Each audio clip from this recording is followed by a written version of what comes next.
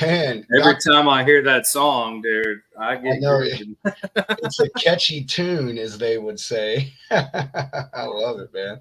Oh, dude, what'd you do today?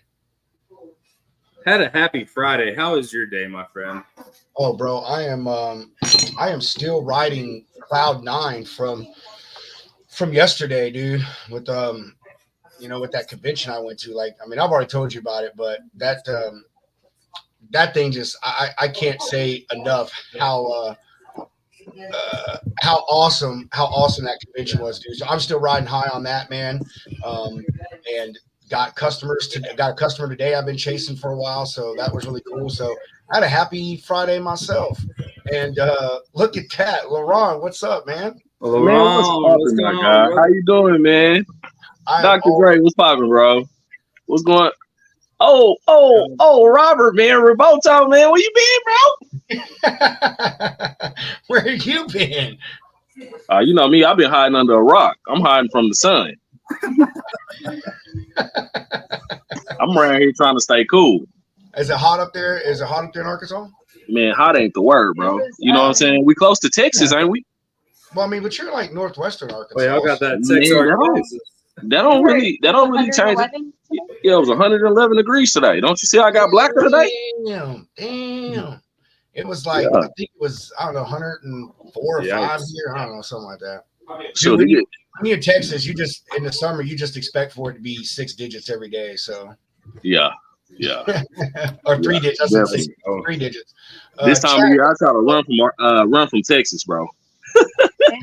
And Oklahoma. Oklahoma be hot too. It does, man. You ain't lying. I know someone, Nora Spriggs. She's in this group. She's in Oklahoma. She be posting about stuff too. I saw a funny meme today, man. It was about Texas. It was a picture of a deer feeder with popcorn coming out of it. And it said, "This is how hot it is in Texas." Don't sprinkle that salt on there. I was dying, dude. I was dying, man.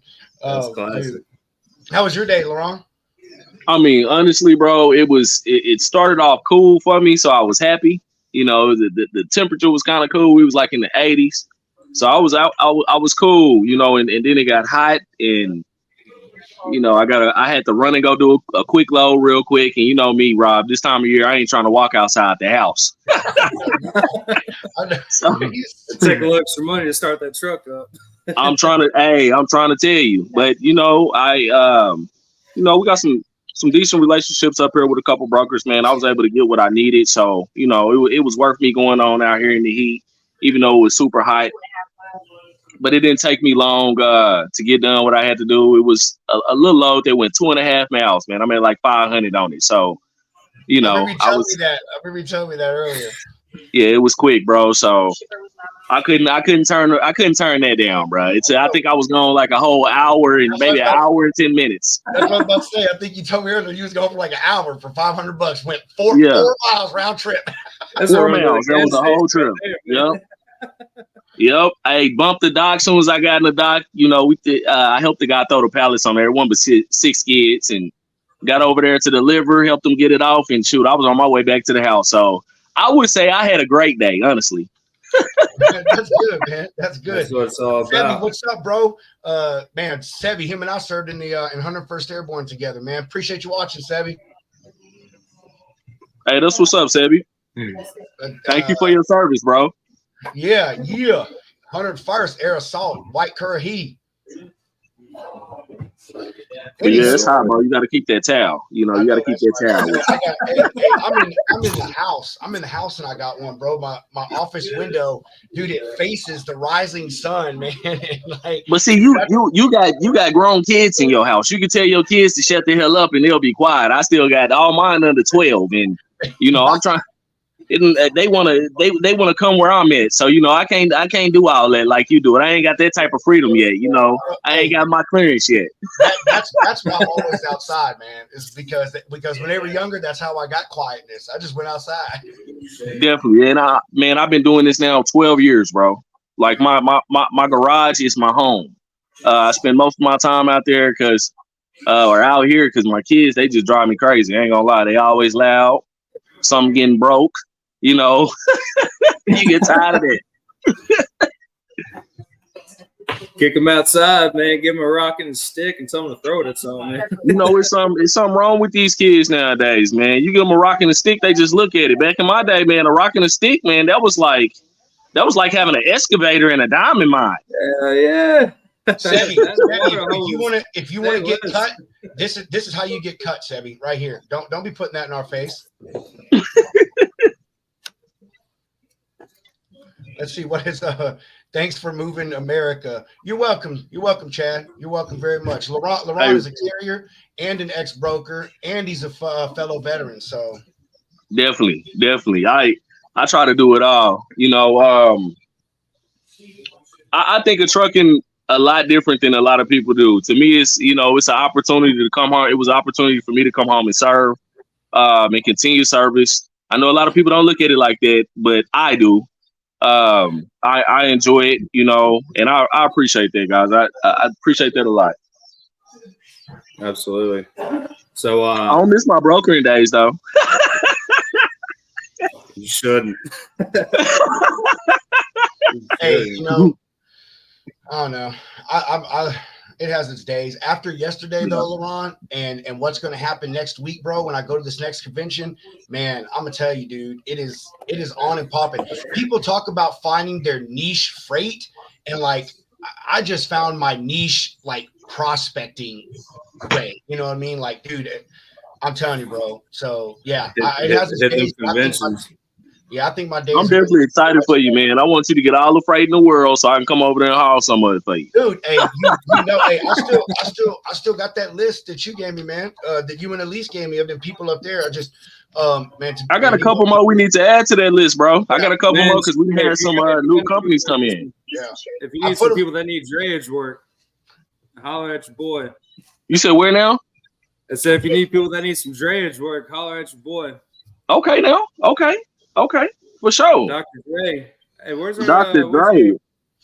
Yeah, man, D-R-A-Y. Hey, that's what's up, man. Hey, drayage, hey. I wanted to get into that for a while. I did. And yeah, man, them wait times is crazy at them ports, man. Like, yeah, of course. The wait times is gnarly.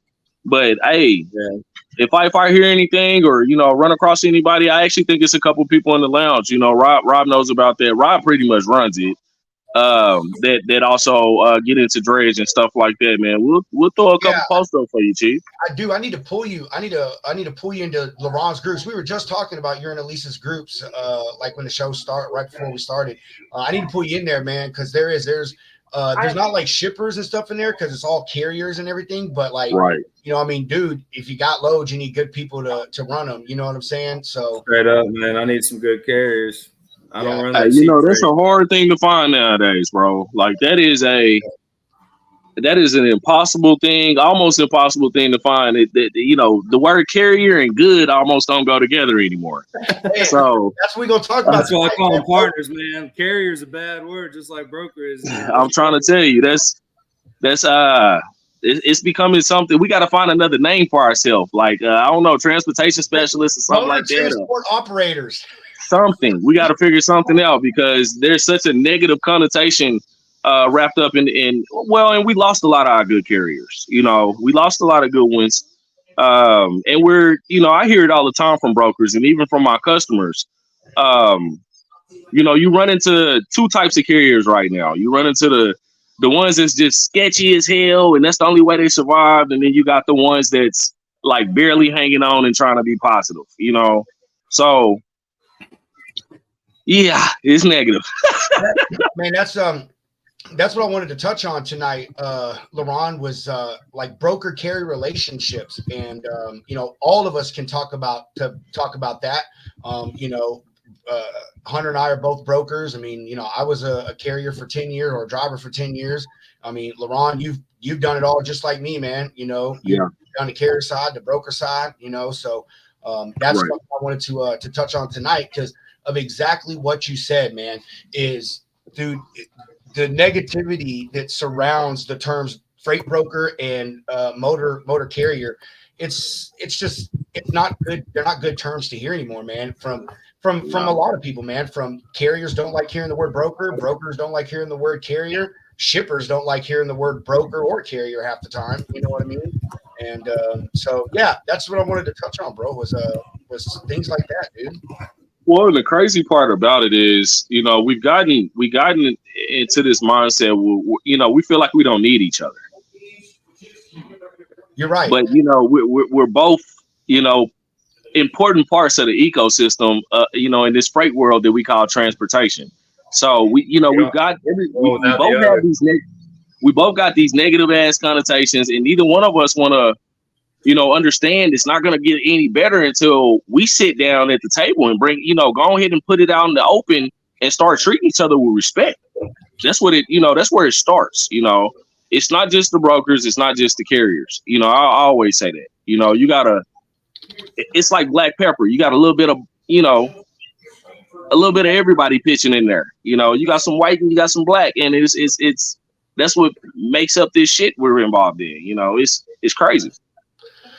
Yeah, man.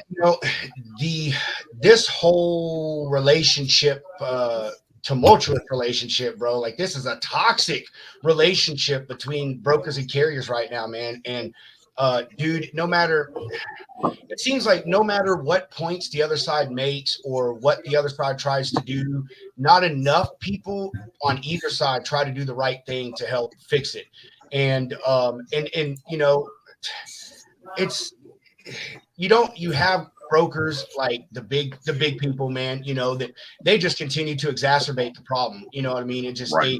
They add stuff on top of it, continue to give brokers a bad name, driving rates down, not paying attention, layovers, just treating carriers like dog shit. But on the flip side, man, you got carriers that are just dumb as a box of rocks.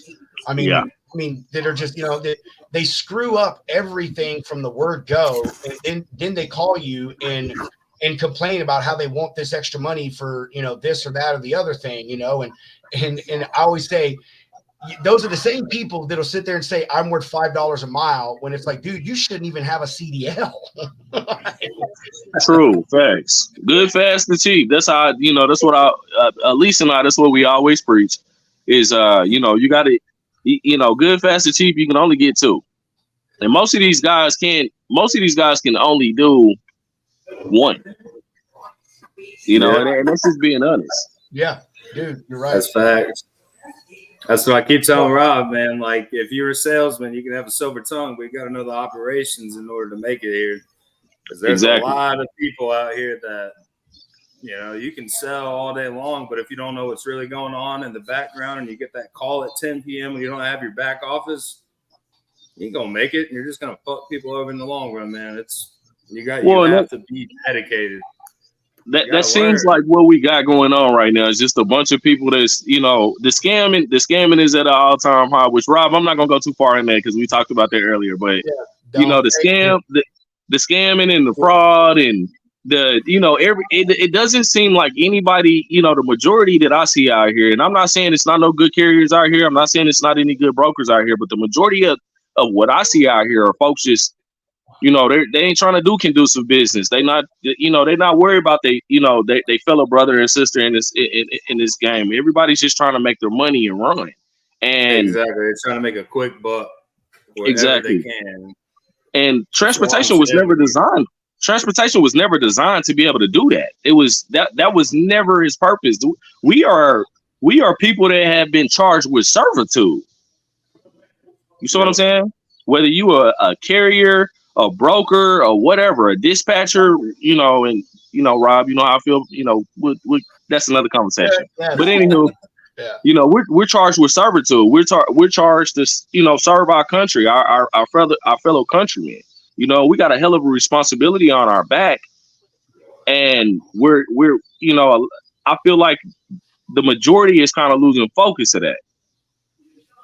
I agree, man. Yeah. You know, I've been in this 16 years, and although I never became an owner operator, man, I was so close so many times, man.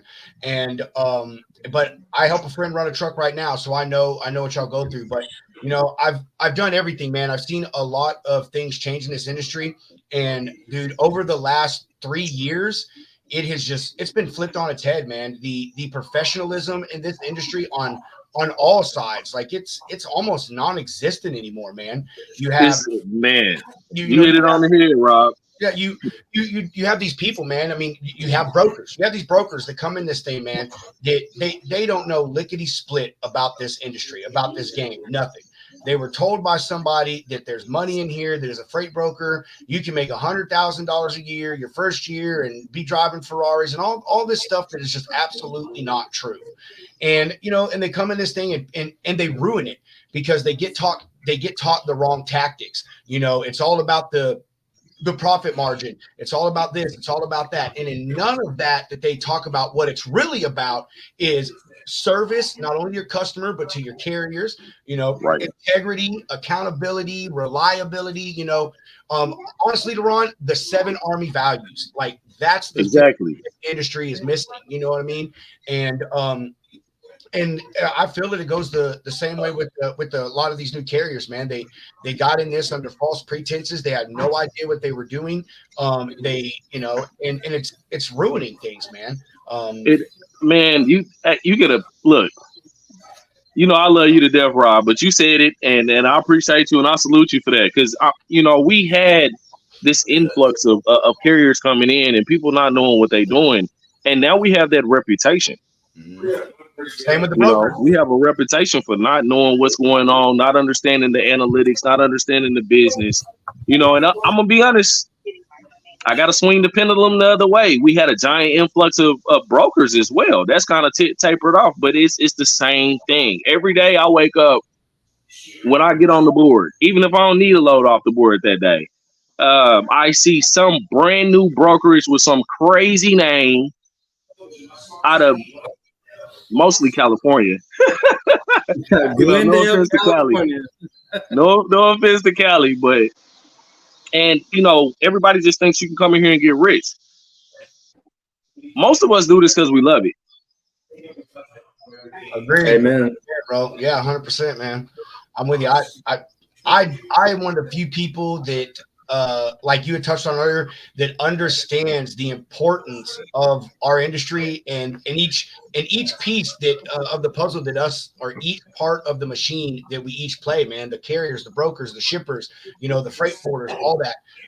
You know, I have a true love for it, man. I don't know. I like figuring out how things work, and logistics is just one of those things, dude. Like it's a machine that is just so crazy and ever changing, and there's so many parts. And once you think you understand one thing, then there's something else to grasp. And but you're right. And dude, on the brokers, dude, I agree so much, man. I actually started full time as a broker, and I admit for somebody who came in COVID broker. Unfortunately, I bought into their dream, and I mean, it went badly for me. But you know, I knew what I was doing. But he was a carrier trying to become a broker, and wanted a broker to be and think like a carrier all the time. And he didn't understand that that's not the way that it works. Right, it don't work that way. You can be down the middle, but as a broker, you have to keep it separate, man. If you're a carrier and a broker, you've got to be a broker when you need to be that, and you got to be a carrier when you need to be that. And my point is dude, he had all these false he went under this fallacy that we were going to make all this money starting off, and all these things were going to happen, and so forth and so on, and it didn't. And you know who got screwed out of it? I did. I got screwed out of it. You know, like they just stopped paying me. And you know, and so I was a victim of that. I was the company I work for now, my boss Kyle Graves gave me a chance, man, with a very small book of business. And dude, I am the broker I am today because of that man. Like, man, Kyle Graves, he's your boss, bro. Yeah, bro. Man, I know Kyle. Do you really? Man, Kyle off the chain. Kyle is offensive. That's my dude, bro. He cool. I ain't talked to him in a while, man. It's been, I don't know, probably about a year, but Kyle know me. Dude, He know me and Elise. I love Kyle, man. Him and I are going to Mississippi next week together for a convention. And so, man, I didn't know. Hey, man, I'm going to try to catch me a load and come out there and meet y'all, bro. You said Tupelo? I'm so going to try to do it. We will be in Tupelo from Tuesday to Wednesday night, man. Yeah, from Tuesday morning to Wednesday night, man. Massive furniture convention down there, bro. Yeah, that ain't far from me, bro.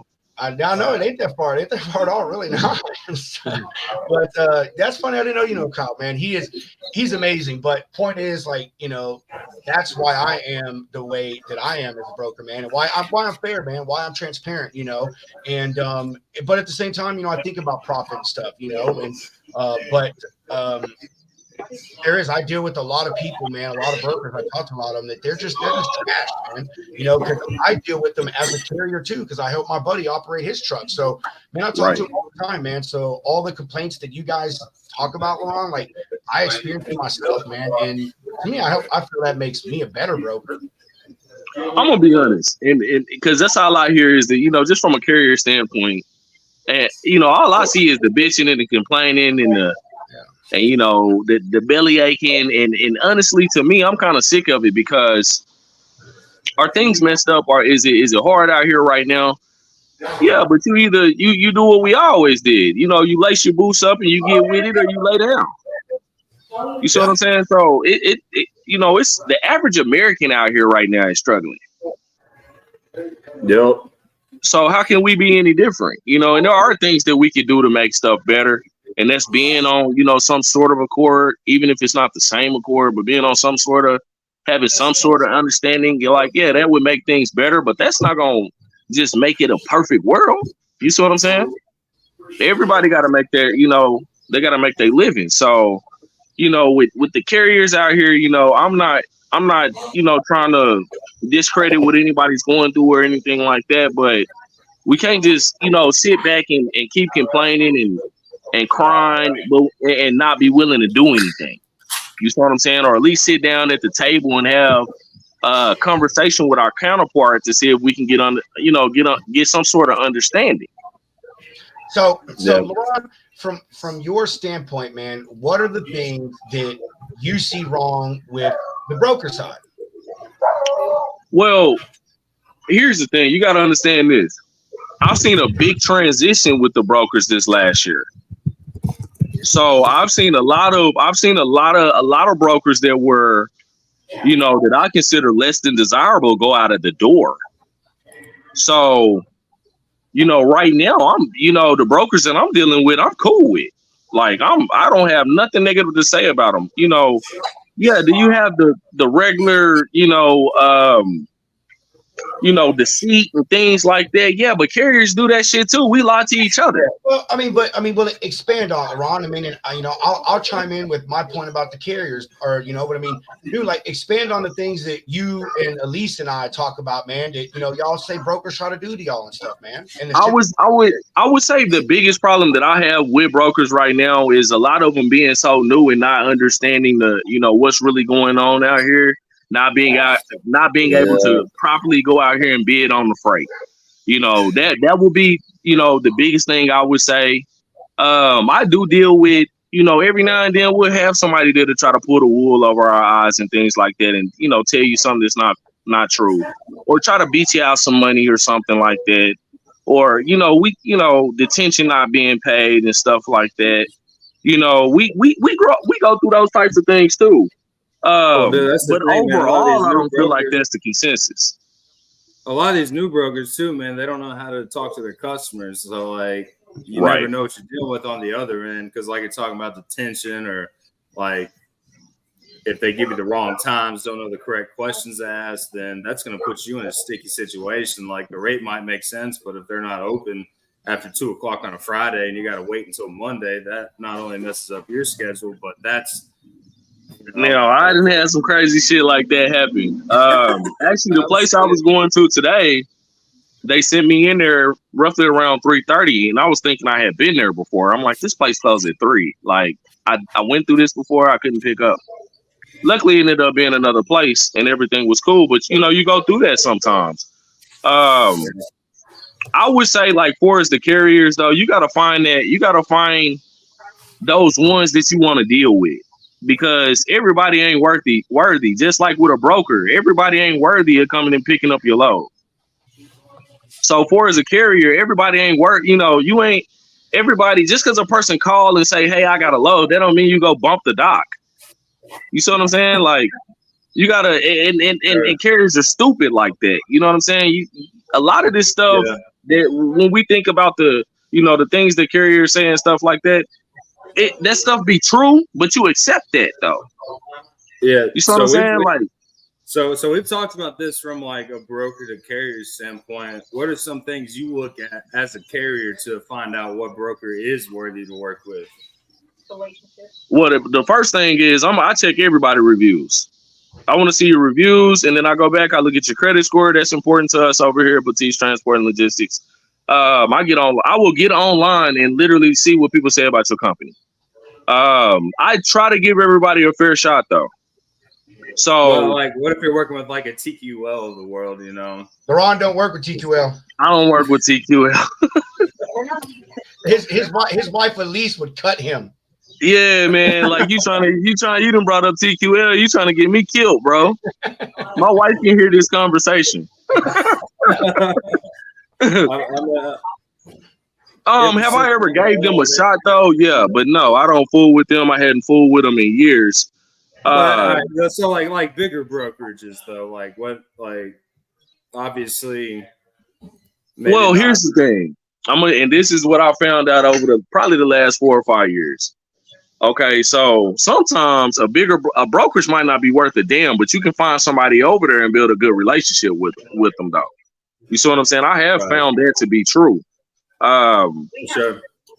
Typically what I'm looking for, if it's a brand new brokerage, somebody I never work with, regardless of their size or what's going on, typically what I'm going to look at is credit.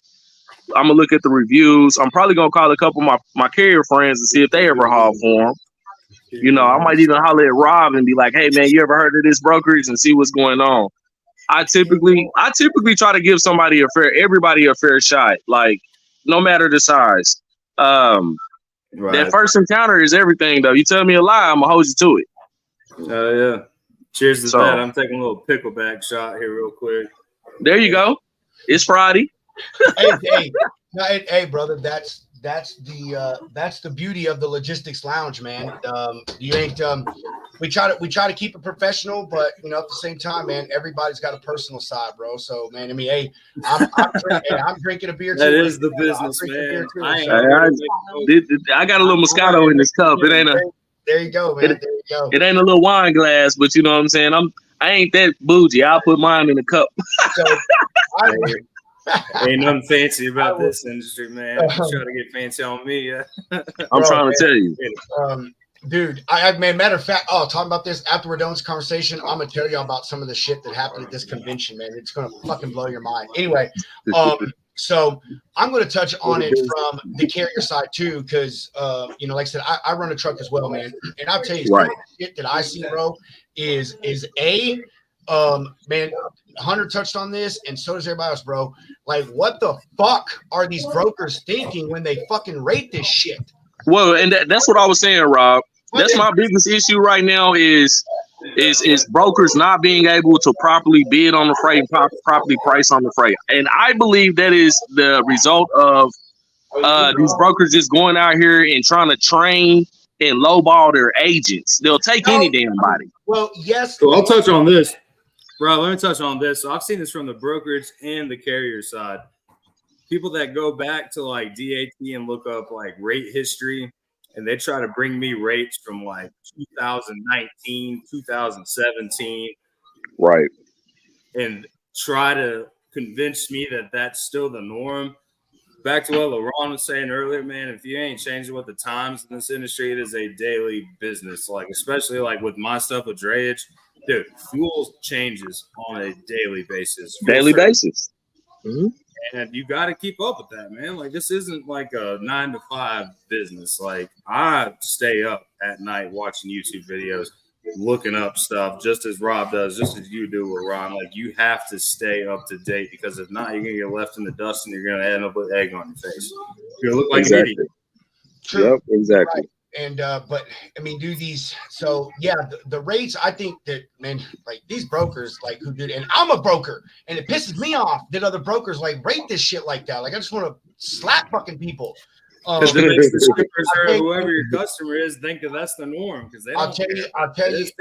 And another thing that I hate, bro, that has become a very common thing in this industry, and is these fools that I'll try to wrap it up. Deceit, man. And what I want to lead off with this is, you post a load out of fucking Baltimore, but it comes out of Washington, D.C. Like, just post a damn load out of Baltimore, man. Like, you know, what's up, Chris? That's the TQL method, man. Post it up within 200 miles. All of them do it, dude.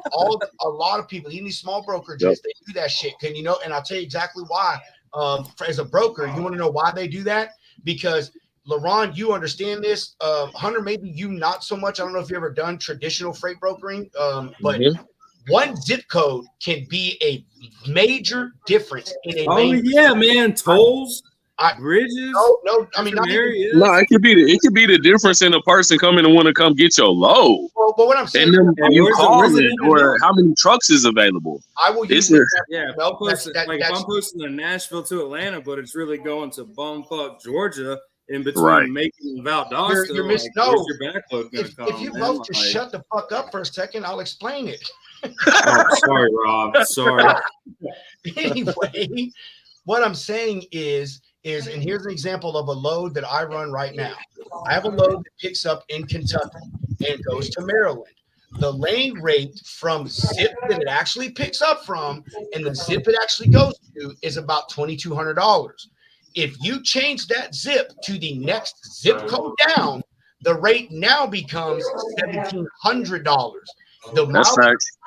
The mileage difference is 43 miles exactly, but you're talking about a $400 difference.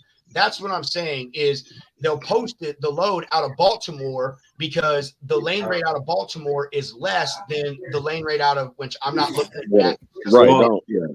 I'll put my 2 cents in on this. Like, I understand posting it up just to get more traction, but that's when it comes to picking up the phone and actually discussing it. And this is when it comes back to the relationships between broker and carrier. Like, but that's what I'm talking about, man. Is like, dude, I dealt with this just the other day, man. Just the other day. My truck was in Westminster, Maryland, bro. I called up for a load that it was posted up 48 miles away from where my truck was. I called the dude up and I said, "What's up, man? Give me the road details." You know, he asked for an MC number, blah, blah, blah. And as soon as he told me where the load picked up, I said, "Where does it pick up?"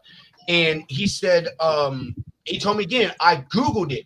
And I said, "Bro," I said, "I hate that fucking shit when you do that. Post the goddamn load where it picks up from." And I hung up on it.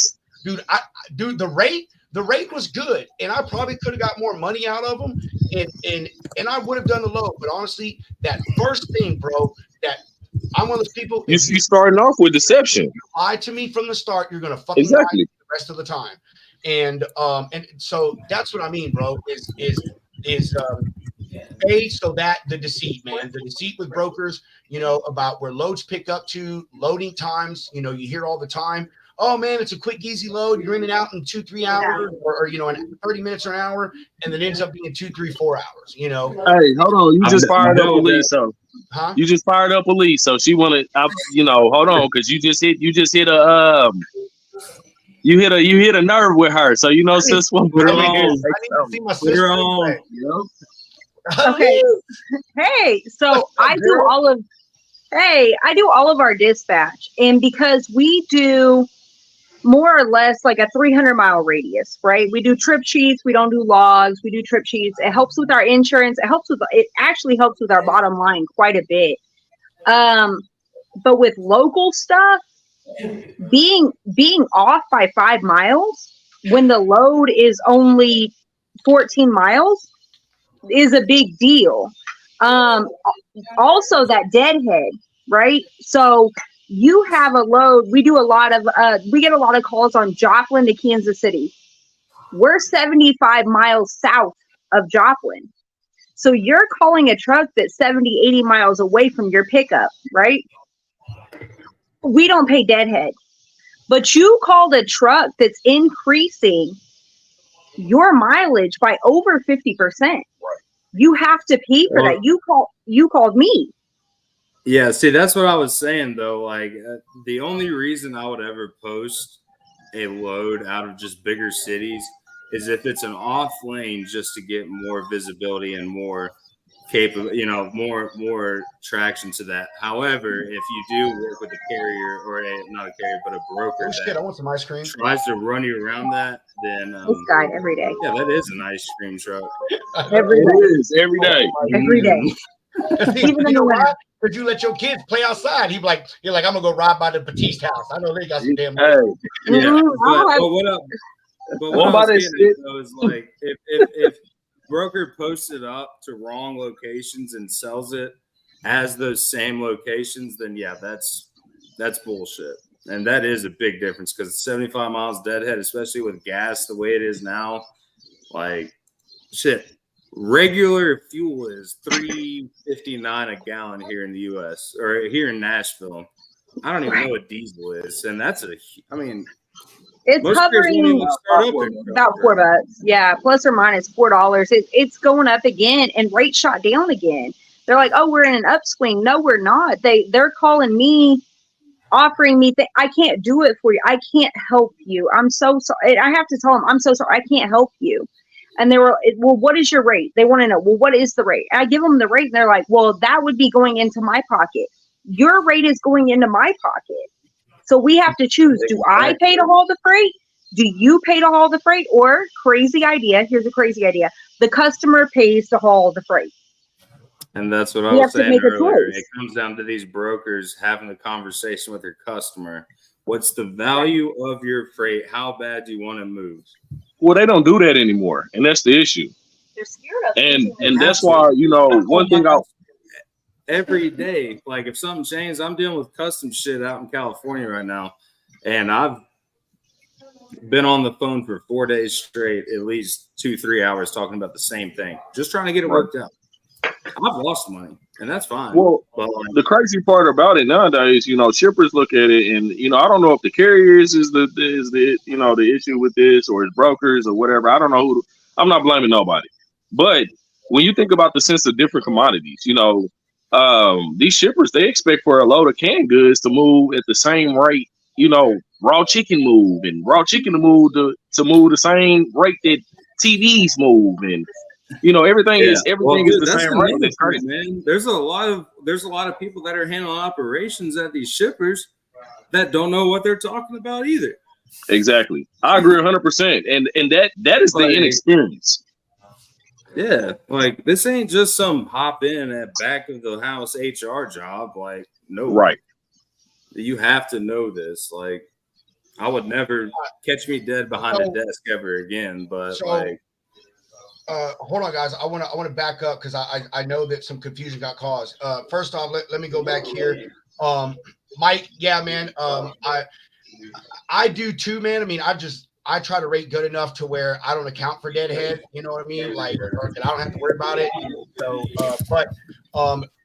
what we're talking about posting out a location, I'm going to tell you right now, Chris.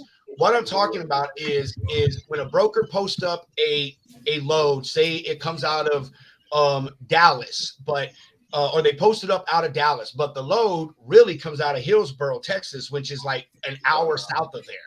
And you call the load because you're in Dallas thinking that the load comes out of Dallas. And then they're like, oh, no, it actually comes from Hillsboro, which is 65 miles or whatever south.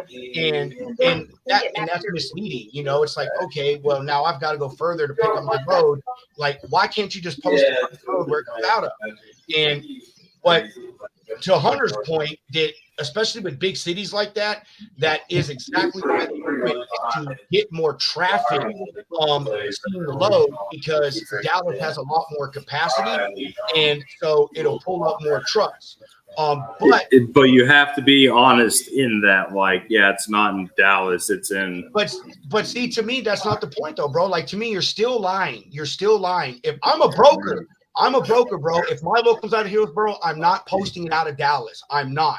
That is immediately telling a fucking carrier I'm dishonest. Like, I love you, bro, but dude, I've had success. Like, it's the honesty. Like, I'm gonna pay you properly. Like, I do it as an honest broker. Like, in my time, like, yeah, I understand. Like, you're gonna have to deadhead. You're gonna have to, go out of your way to do this. And if it doesn't make sense, but see, I also pick up the phone. I'm not just putting my email address saying blah blah blah blah blah, sitting on my ass watching ESPN in the office with the boys chipping golf balls. Like, fuck that. I'm like, and if you don't do it, fine. Like, but there's a lot of them out here that do it though. Just to Rob's point, exactly.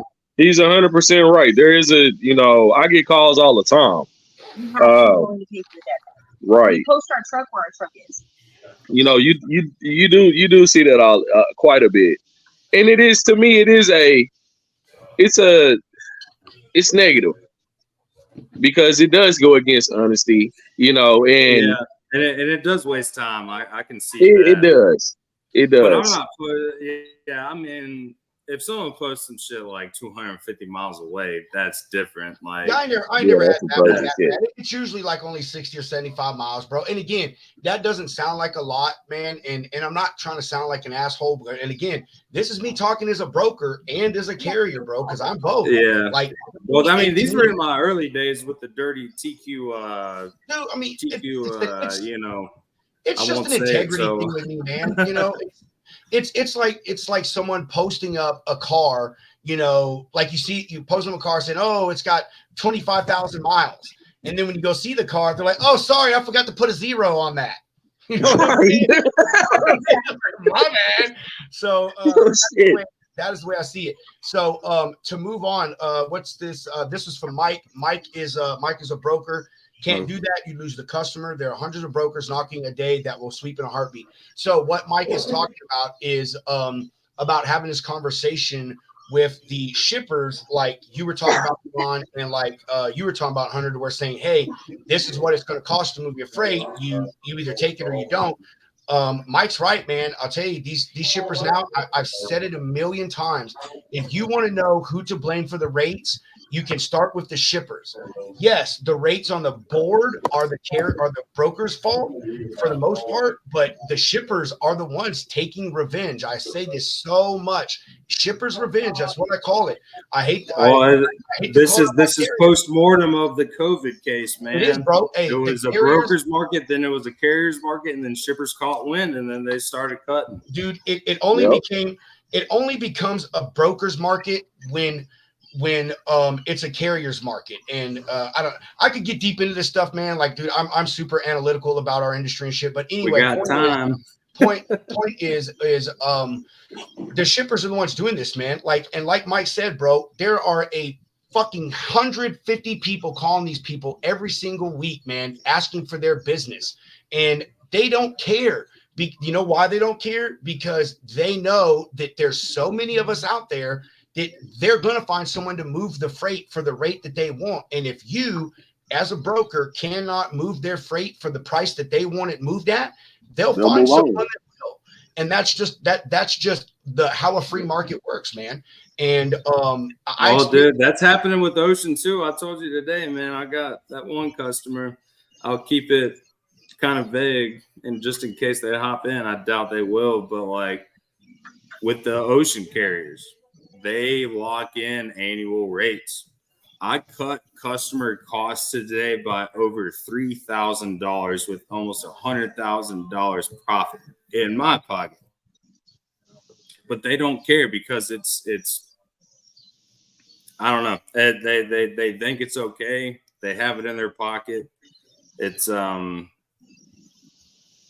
different for sure, but this COVID case definitely shook up a lot of business. Definitely.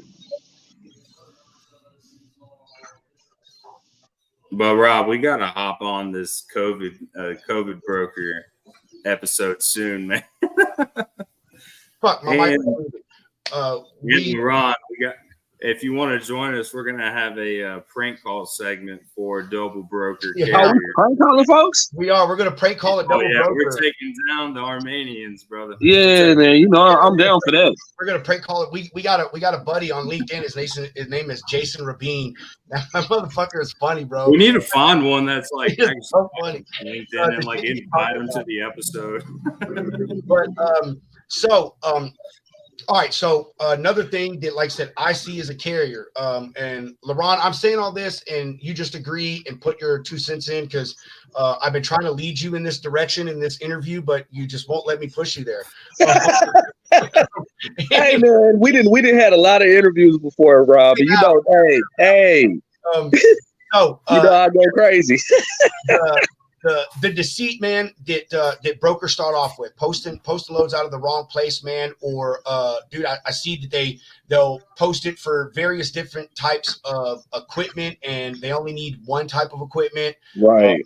Posting wrong weights. They post, even posting it going to the wrong destination for the exact same reason you said, Hunter.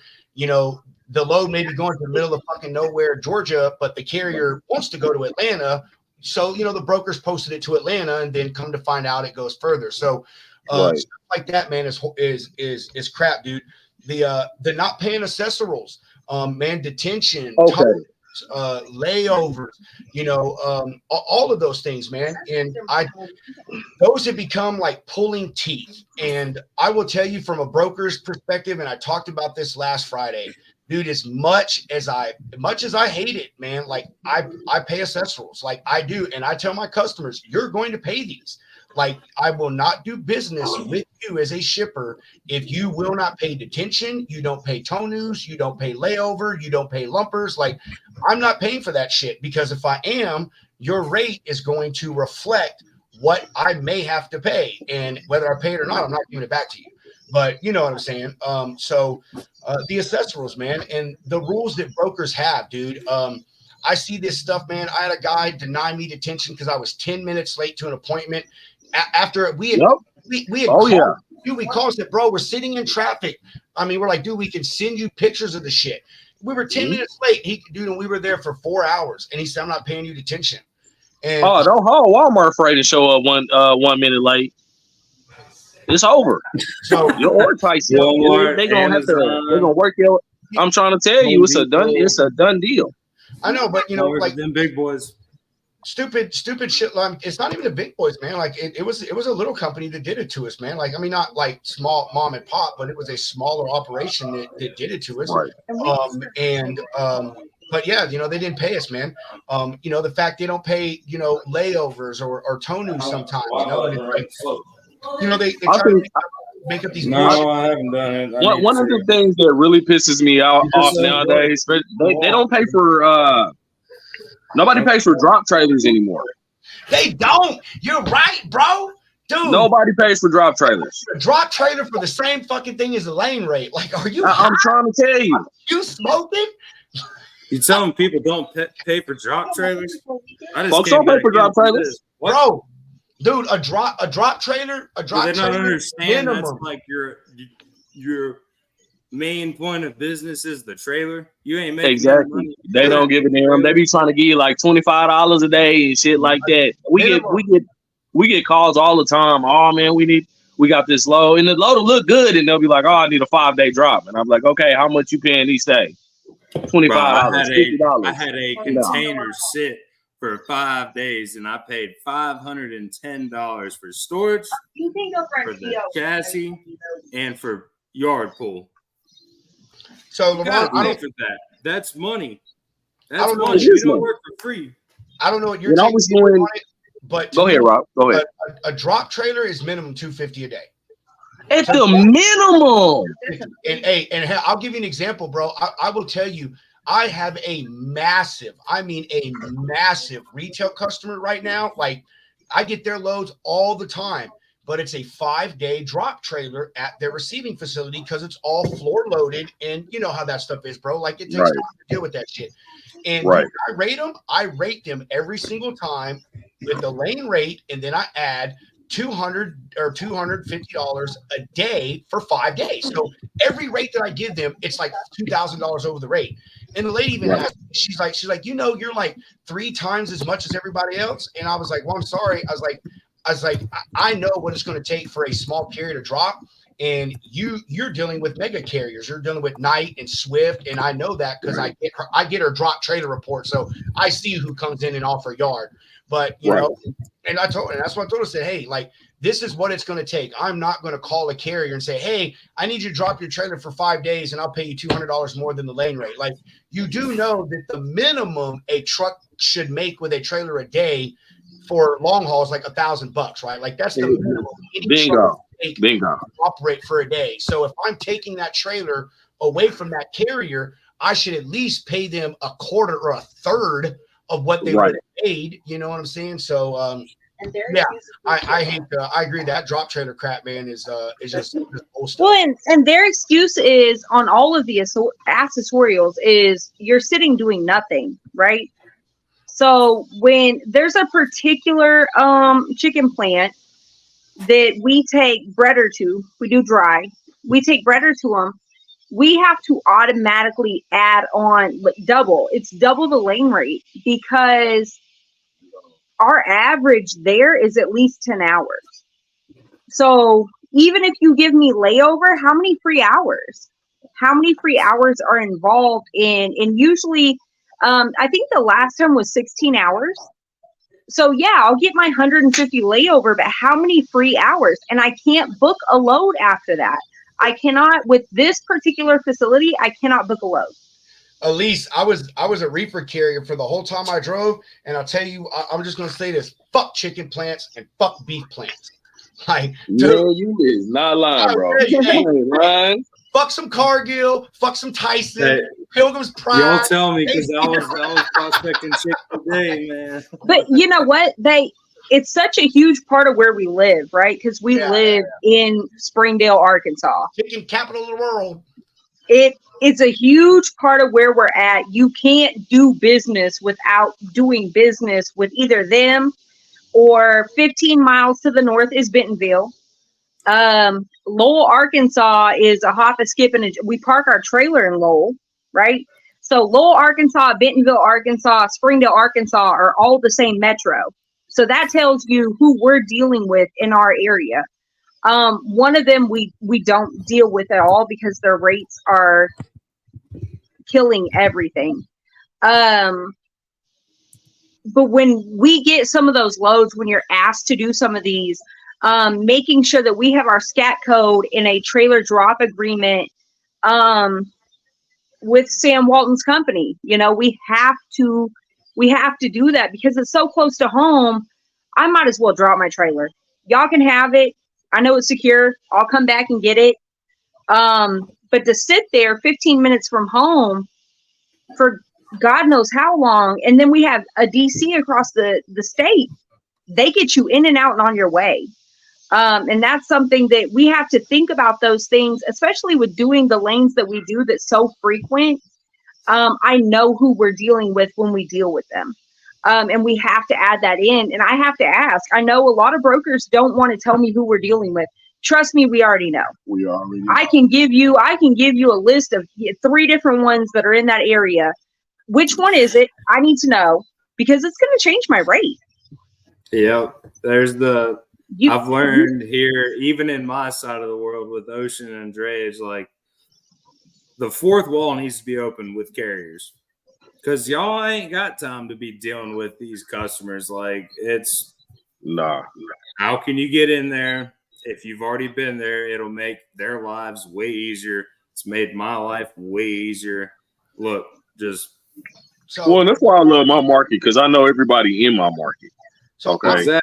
Exactly. Like you got to understand, like it's people like you, Rob, myself, like you've been in the business long enough, especially if you're working regionally right there in Arkansas, like you know who's doing what. So I would say this, man, from a broker standpoint, dude, I'm probably the most transparent broker that I know. like that I've ever spoke to in my life, dude. Like I am not afraid to tell you what I have in a load. And I will second that. I will second that for you, Rob, because Rob has talked to me about some lows before, and he'll be like, "Hey, bro, you know, this is everything with the low, but here's the bullshit." Yeah. And I do, and Robert Smith Eagle Crate was different. On that same note, I'm also the broker. Like I'll tell you, dude, if I got 2,500 in this, and the lane rate is 2,000, and you ask me for 24, I'll tell you, I'll hang the phone up on you. Like, dude, I will pay you if the lane rate's fair. If the lane rate is fair, I will pay you over the lane rate.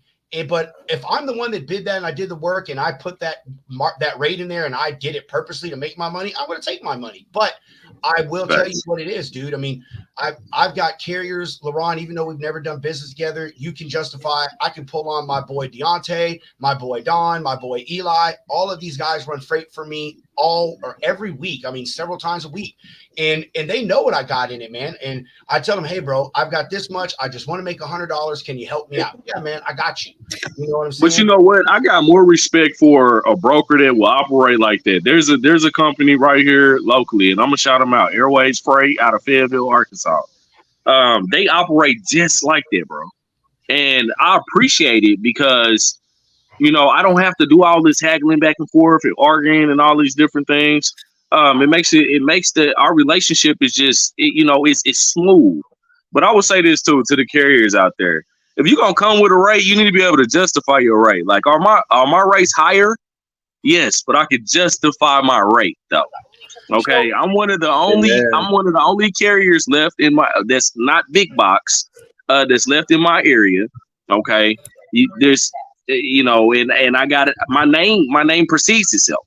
So you have to be able to justify. You know, I don't just go to a broker or a shipper and say, hey, this is what I need to get paid. I can justify that. Hey, look, the price of this went up. The price of fuel went up. You know, this cost went up. That cost went up. You know what I'm saying? I'm not just trying to become a billionaire off of trucking. So, you know, that would be my best advice to the carriers out here. Stop pulling these rates out your ass. Actually be able to go and say, hey, look, this is why it costs that much. So I will say on that, bro, like, dude, I so agree. And I would tell you, nothing else aggravates me more is when a carrier calls me as a broker and I've got a load post up.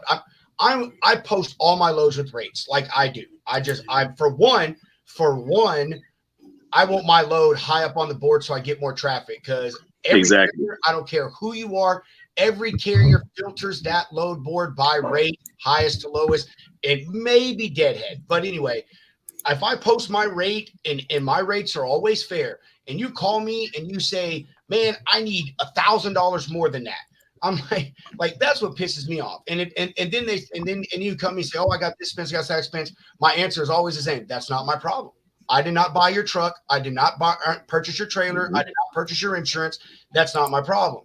So, you know, like, I understand justifying it, and I agree with that. But for me, it's aggravating because, like, I'm always fair. Now, I'm not saying that all my rates are $3, $4, $5 a mile.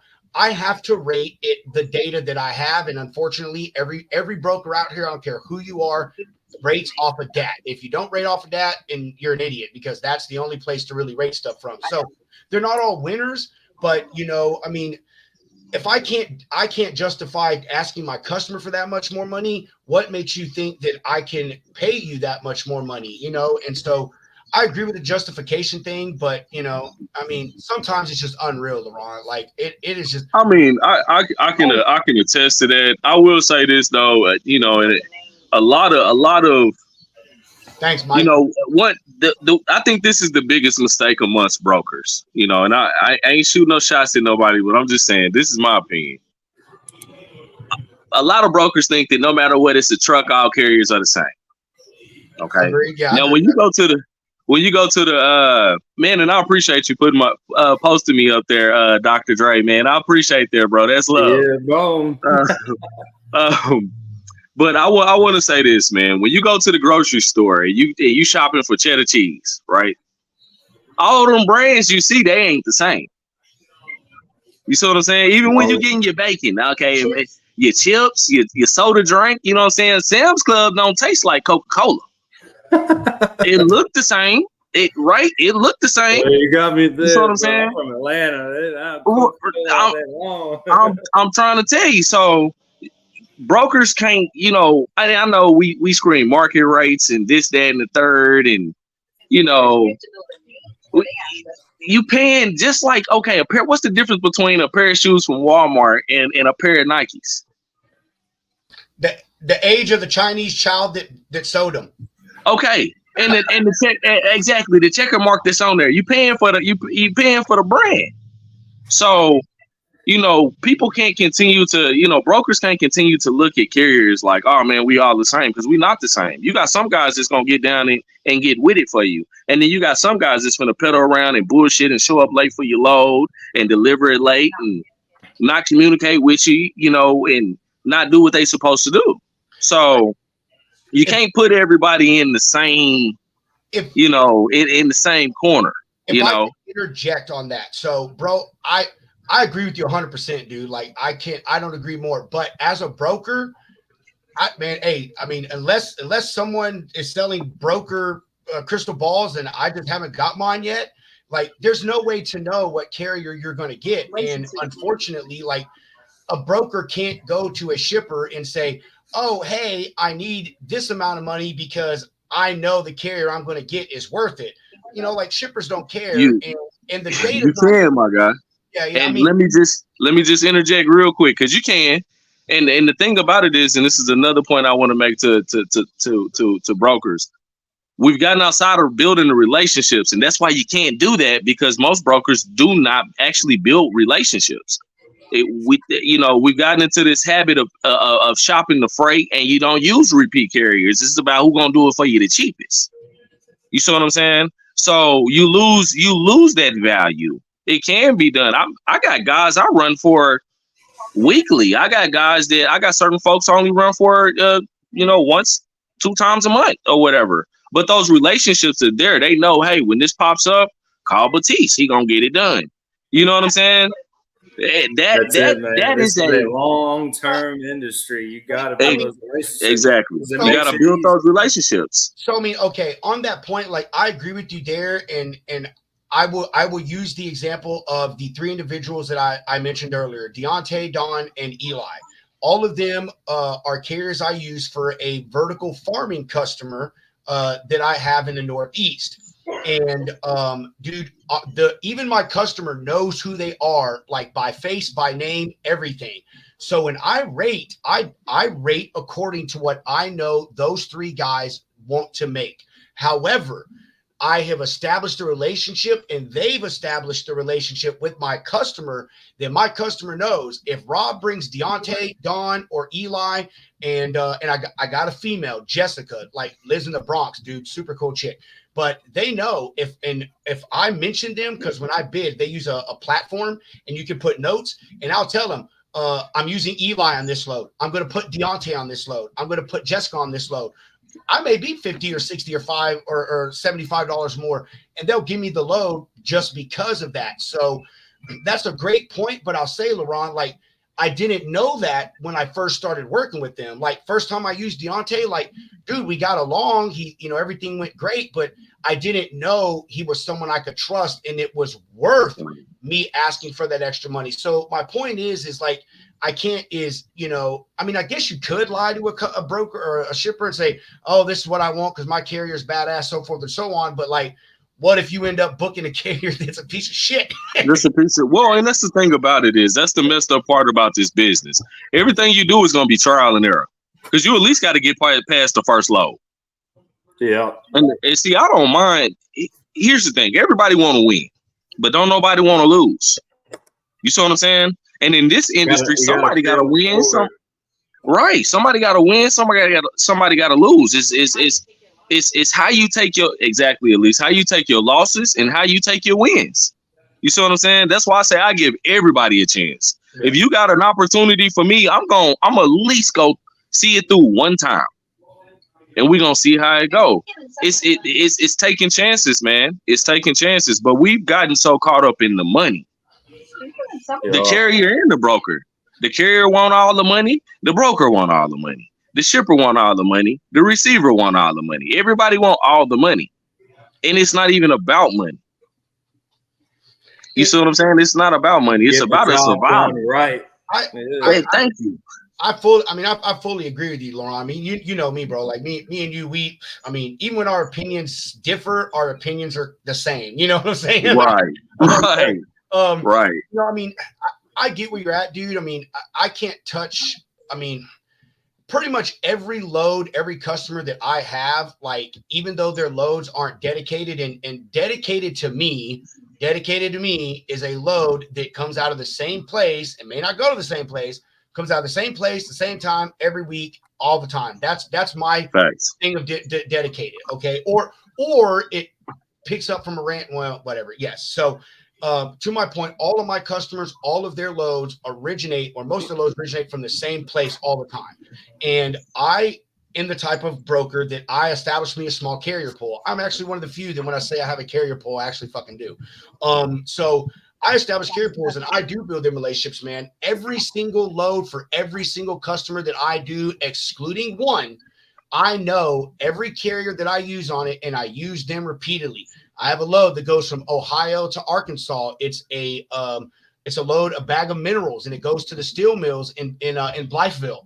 Dude, I use the same guy, Joel Thompson and Sons Transportation out of Memphis, Tennessee. Dude has 4 trucks. He's been running for me for months. I can call that dude right now and say, Joel, I got a load tomorrow in Ohio. I need it picked up and go to Blytheville. He's like, done, Rob. I'll pick it up by the end of the day.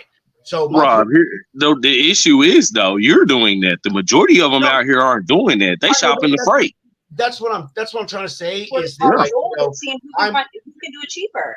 And then you're taking a gamble. No. I mean, you're right. My point is I'm the guy that I will go with a customer. This Ohio to Arkansas load. I'll use this as an example. This lady is under a contract with another carrier that she's been using for 20 years, but the guy is screwing up. So we started a relationship. She said, "Hey, Rob, I'll give you 2 loads a week because this guy is just doing whatever he wants. He picks up the loads, doesn't tell me. He delivers the loads, doesn't tell me, whatever." When I first started doing the load, I told her, like, hey, it's going to be this amount. And at the time, that was a fair rate.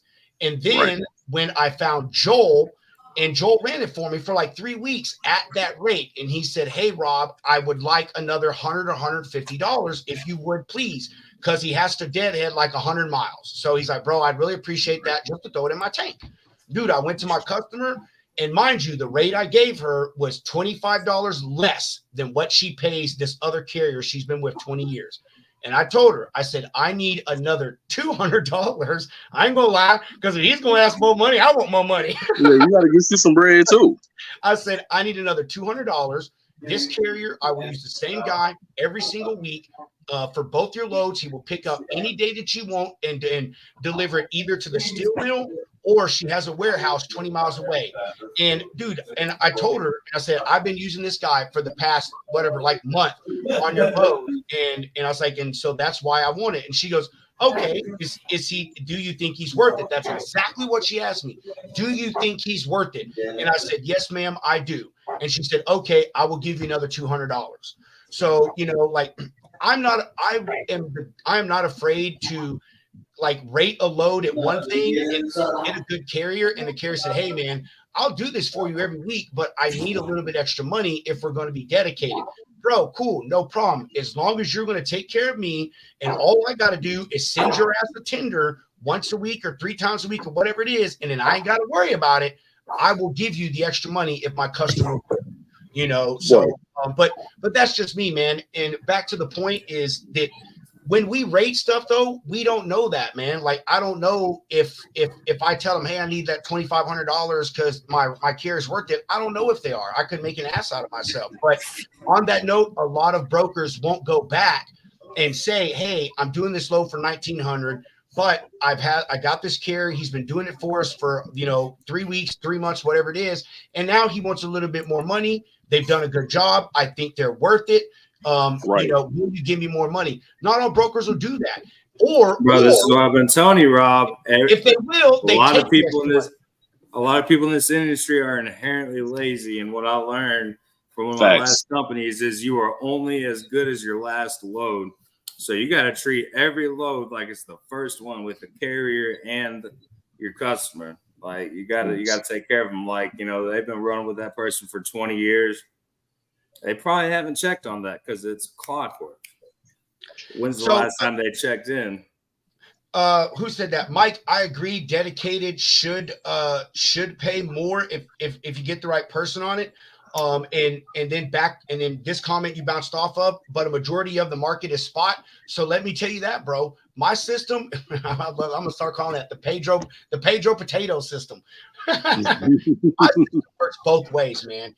And what I mean by that is when I go into a customer, my goal is to become their single source. Like, I want as much of your shit as I can do. Now, whether that happens or not, my point is that I give them such good service that like they can't do without me.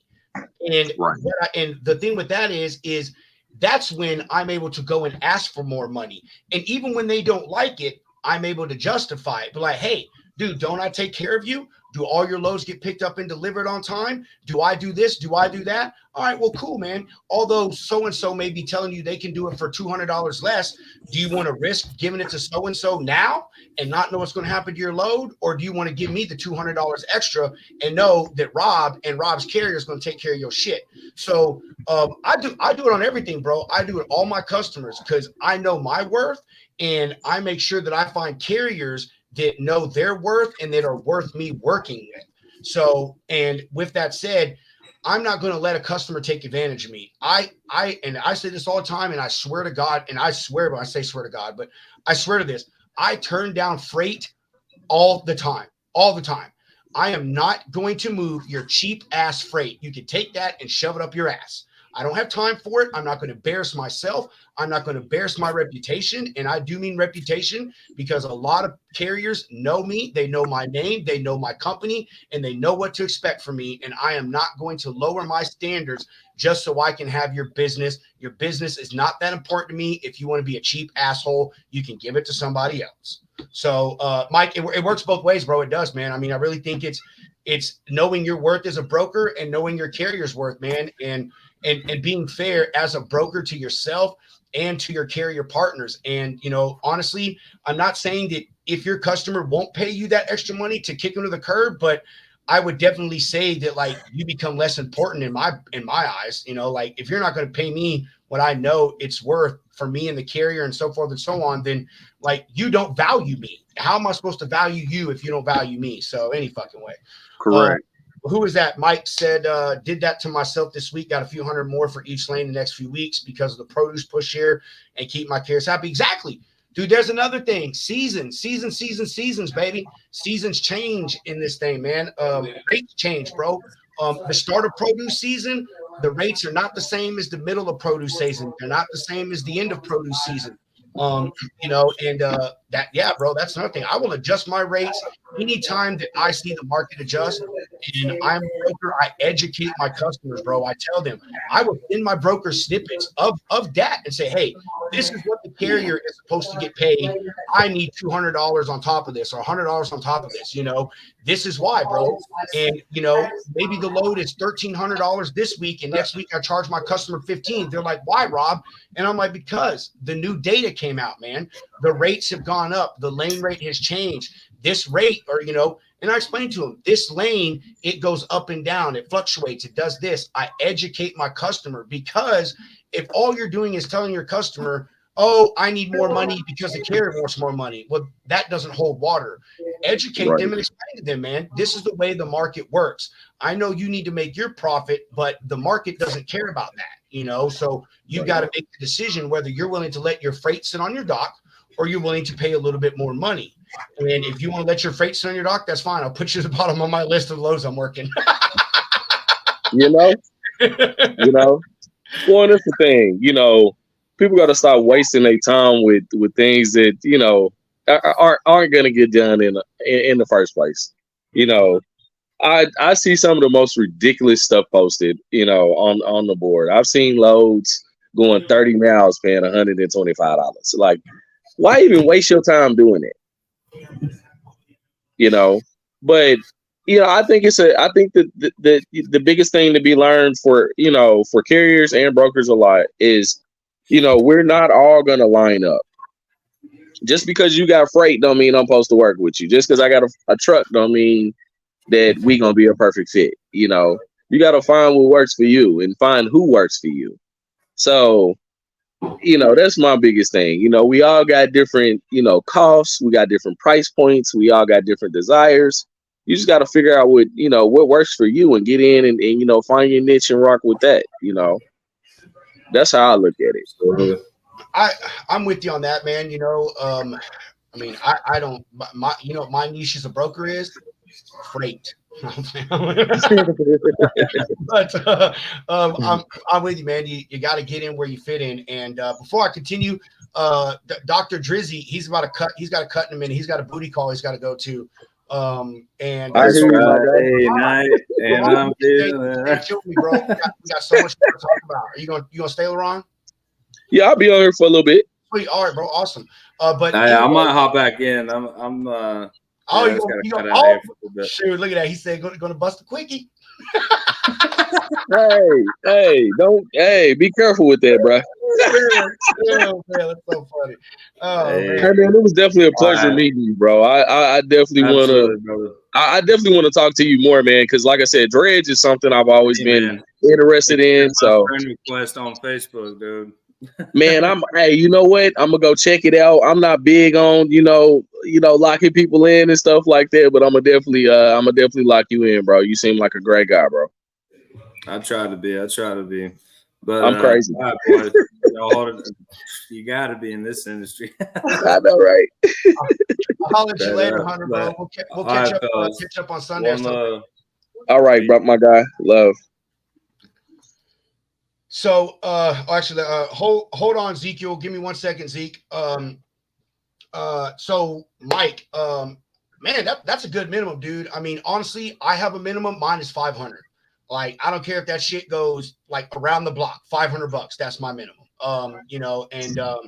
That's my mini too, Rob. Like, it's 500 just for me to, you want me to fire my truck up, it's $500. Dude, I mean, honestly, my minimum is 500, and I hope to find a carrier that'll do it for 450. Like, for right. Real, but if I find a carrier that says, "Hey, I need the 500," I'll call my dude back. Check it out, bro. I need 550. You know what I'm saying? So, Mike, that's a good thing to have, man. Is a minimum. To touch on what LaRon said, and ironically, I saw someone post a meme. I think it was in this group here. About these brokers going to post this stuff, $175, and because it goes 4 miles. Right. I saw earlier it was $185 to load when 11 miles. And it's like, okay, like, to be honest, I could see how that could be okay if the load takes an hour. Do you know what I'm saying? Right. Like, if the load takes an hour, I could see that being okay. But maybe. Yeah, but to me, it's like, I know that's not factual. Like, that thing's going to take a minimum 5 hours. You know what I'm saying? So, right.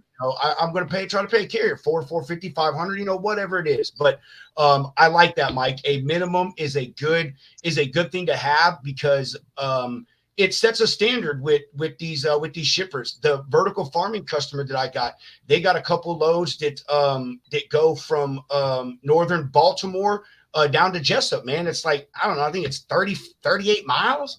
And every time, dude, I give him my rate, $525, and I pay a buddy of mine $450. And yes, he knows that I make $525 on it. And he's like, dude, I'll take the $450, and you can take Gildo $75, and the load takes him like 5.5 hours. And so yes, dude, that's a really good thing to have as a minimum, Mike. I'm glad. Yeah, y'all got a great relationship, because Rob, I ain't gonna lie, ain't no way in hell. What? Ain't no way in hell. 5.5 hours, bro. I would be mad as hell. He lives in the area, and the load, he does it also because A, he lives like 10 minutes from the shipper. B, he doesn't start his clock at all. So he literally does it all off the clock. And the load picks up at like 2 a.m. in the morning. I say 5.5 hours. He's usually empty by like 7. So the load picks up at 2, he's empty by 7, and then he goes and picks up another load that I think he told me pays him like $1,400 that he takes to like south of New York City or something like that. So like, Yeah, it works for him, bro. You know what I mean? Like, it works. right. It's not like I'm purposely taking advantage of him. Like, this is what he and I agreed on because of the situation. No, man, I don't feel like you're taking advantage of them or nothing like that. I just feel like, both of y'all should be getting some more money. But see, here's the thing though. Here's the flip side of that, bro. How like I go into broker mode. I do so much business with this customer that like I'm willing to take $75 wins on their shit because I run like 15 loads a week for them. You know what I mean? So, I can understand you that. know, like, I mean, this customer, I've got a 4 time a week dedicated load. I've got a 2 time a week dedicated load, and I catch like 70% of their spot freight. So, like in 75, I'm that guy, bro. Like, dude, if you give me 20 loads a week, I'll take $50, $75 wins all day long on that, baby. So, Zeke, to answer your question, do you think dry van rates are going to come back up? Man, let me tell you, bro. I said it earlier. I don't have my crystal ball. Let me bring up my wife's meme here. There you go, man. My wife has my crystal ball, but she hasn't given it to me. I do not. I love how Elise laughed about that shit. Drive-in rates, man. So I don't know, man. I would love to tell you yes. And actually, I will. I will tell you yes. Every rate will come back up, and this is the reason why. This industry is cyclical. If you have not been in it long enough, you may not understand it. So rates, bro, they come up, they go down. They come up, they go down. What we're in right now is what they call a reset market. And what that is it's just like any other market on the face of the planet, man, whether it's the precious metals or it's the car industry. Once everything reaches its peak and it gets to where it can't go no more higher, it has to be set to reset to the norm that it should be at. And for all of you people that have only been in this a few years, I'm going to tell you, I got in this business in 2008 during the middle of the recession. There were trucks on the road doing 55 miles a fucking hour because fuel was $5 a gallon. So, and I just want to point this out to all you carriers that are saying fuel's $5 a gallon now. Well, think about $5 a gallon 15 years ago. How big of a difference that is versus what it is now. So, yeah, they will come back up, Zeke, man. There's a lot of people out there making predictions. I'll tell you, I don't make predictions in this industry. I think anyone that makes a prediction about lane rates going up, honestly, I think they're an idiot. I really just personally do because, I look at the data and I analyze this, bro, that don't mean shit because this industry changes overnight every single day. The rates last week are not what they were 2 months ago. The rates 2 months ago today ain't going to be the rates tomorrow. So I don't make predictions, but I will tell you they are going to come back up, man. They said they were going to come back up by Memorial Day. We did have a lot of markets that shot back up Memorial Day. However, I think that is going to be short-lived because, again, if you've been in this industry long enough, summer usually we see a freight spike because you have produce and you have a lot of summer items, like pool stuff and outdoor recreational things and so forth and so on. So it jumps the industry rates a little bit. To be honest with you, everyone that I've heard that I feel really knows what they're talking about has said that if we do not see the rates, all rates across the board, except, Florida, Colorado, the shit that's been the same for 50 years, you know what I mean? If rates don't start going back up by the end of the year, then they think that it's going to continue into the first quarter of 2024. Now that said, it's wishy-washy with that, and I'll tell you why. Right now, there's not a lot of big political things going on as far as elections, and I'm not going to get political, but I say that because when political things get involved in the economy, it directly reflects on the freight industry, and rates and stuff tend to go up, just like the economy tends to do better around election times. So we don't have that going on. But I will say this, the thing that is a huge plus right now that I'm very happy about personally, I really am. Man, that sounds bad with what I'm about to say. Shit. Just wait for it, bro. Just wait for it. A lot of carriers and a lot of brokers are going out of business. And it sucks because those are people's livelihoods, but at the same time, for those that are able to ride the wave, that are with companies that are profitable, like myself, then things are going to get better because the supply and demand starts to level out. And once there is a larger supply of freight than there are trucks across the country, not just certain markets, then the rates are inevitably going to have to go back up. So, yeah, they will, man. I mean, they will, dude. Some markets are already seeing an upturn right now across the board in all equipment types. So, man, if you're out there, all I can tell you is you really got to figure out your cost per mile. LaRon and Elise have their cost per mile down to a science. That is why they stay within a very small geographical area. And why LaRon only needs to work a few days a week, because he knows how much it costs to run his truck, and he makes sure he makes that money the first few days or the couple of days a week he decides that he wants to run. So, yeah, you know, rates are going to do what they're going to do. Don't ever try to base your business or in success in this industry off what you think the rates are going to do. Just man, thank you, Rob. Say that again for the ones in the back. Just always try to keep your costs down.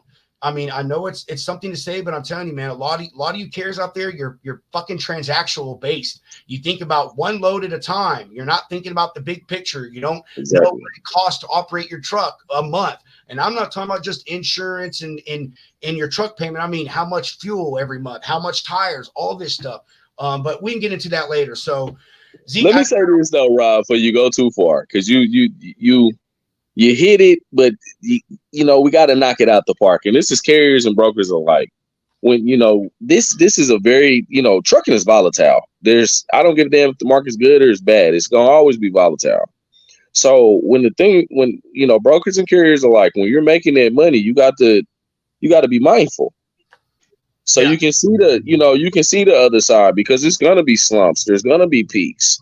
You know, you got to be able to get through both times. So I think that's the, you know, a lot of people made that mistake. A lot of people made a lot of money and went and did this and did that, and then things got hard, and it was like, whoa, you know, how I'm gonna survive. So, you know, count your peanuts. That's what I always tell people. I agree, man. I agree. I think that if carriers want to survive in this industry, I mean brokers too, but I say carriers more so, like you really need to understand your expenses on a long-term basis and stop being transactionally minded. And what that means is stop thinking about each load. That's transactional minded. Like, oh, I only think about my load I'm on right now. No, dude, think about the next 10 loads, man. Think about what you need to operate stuff. And rates will always matter, but if you understand your costs, then you'll understand what markets you need to run in to be successful, and the markets that offer you the rates that you need to be in. Have a Houston San Antonio Ford Pilot Trial TL custom 150 number 550 the other day. Thanks, Yellow. Thanks, Yellow. I know, you're right, bro. Yellow. But you know what? Hold on, man. Y'all gotta hold on though, because Yellow kind of near and dear to my heart. I grew up watching their trucks going up and down the road, and you know, I know they made some badass decisions, but I do. Yeah, I haul Yellow. I used to before they went, you know, did what they did. But you know, I hate to see them go, bro. I really do. That's one of them I hate to see go.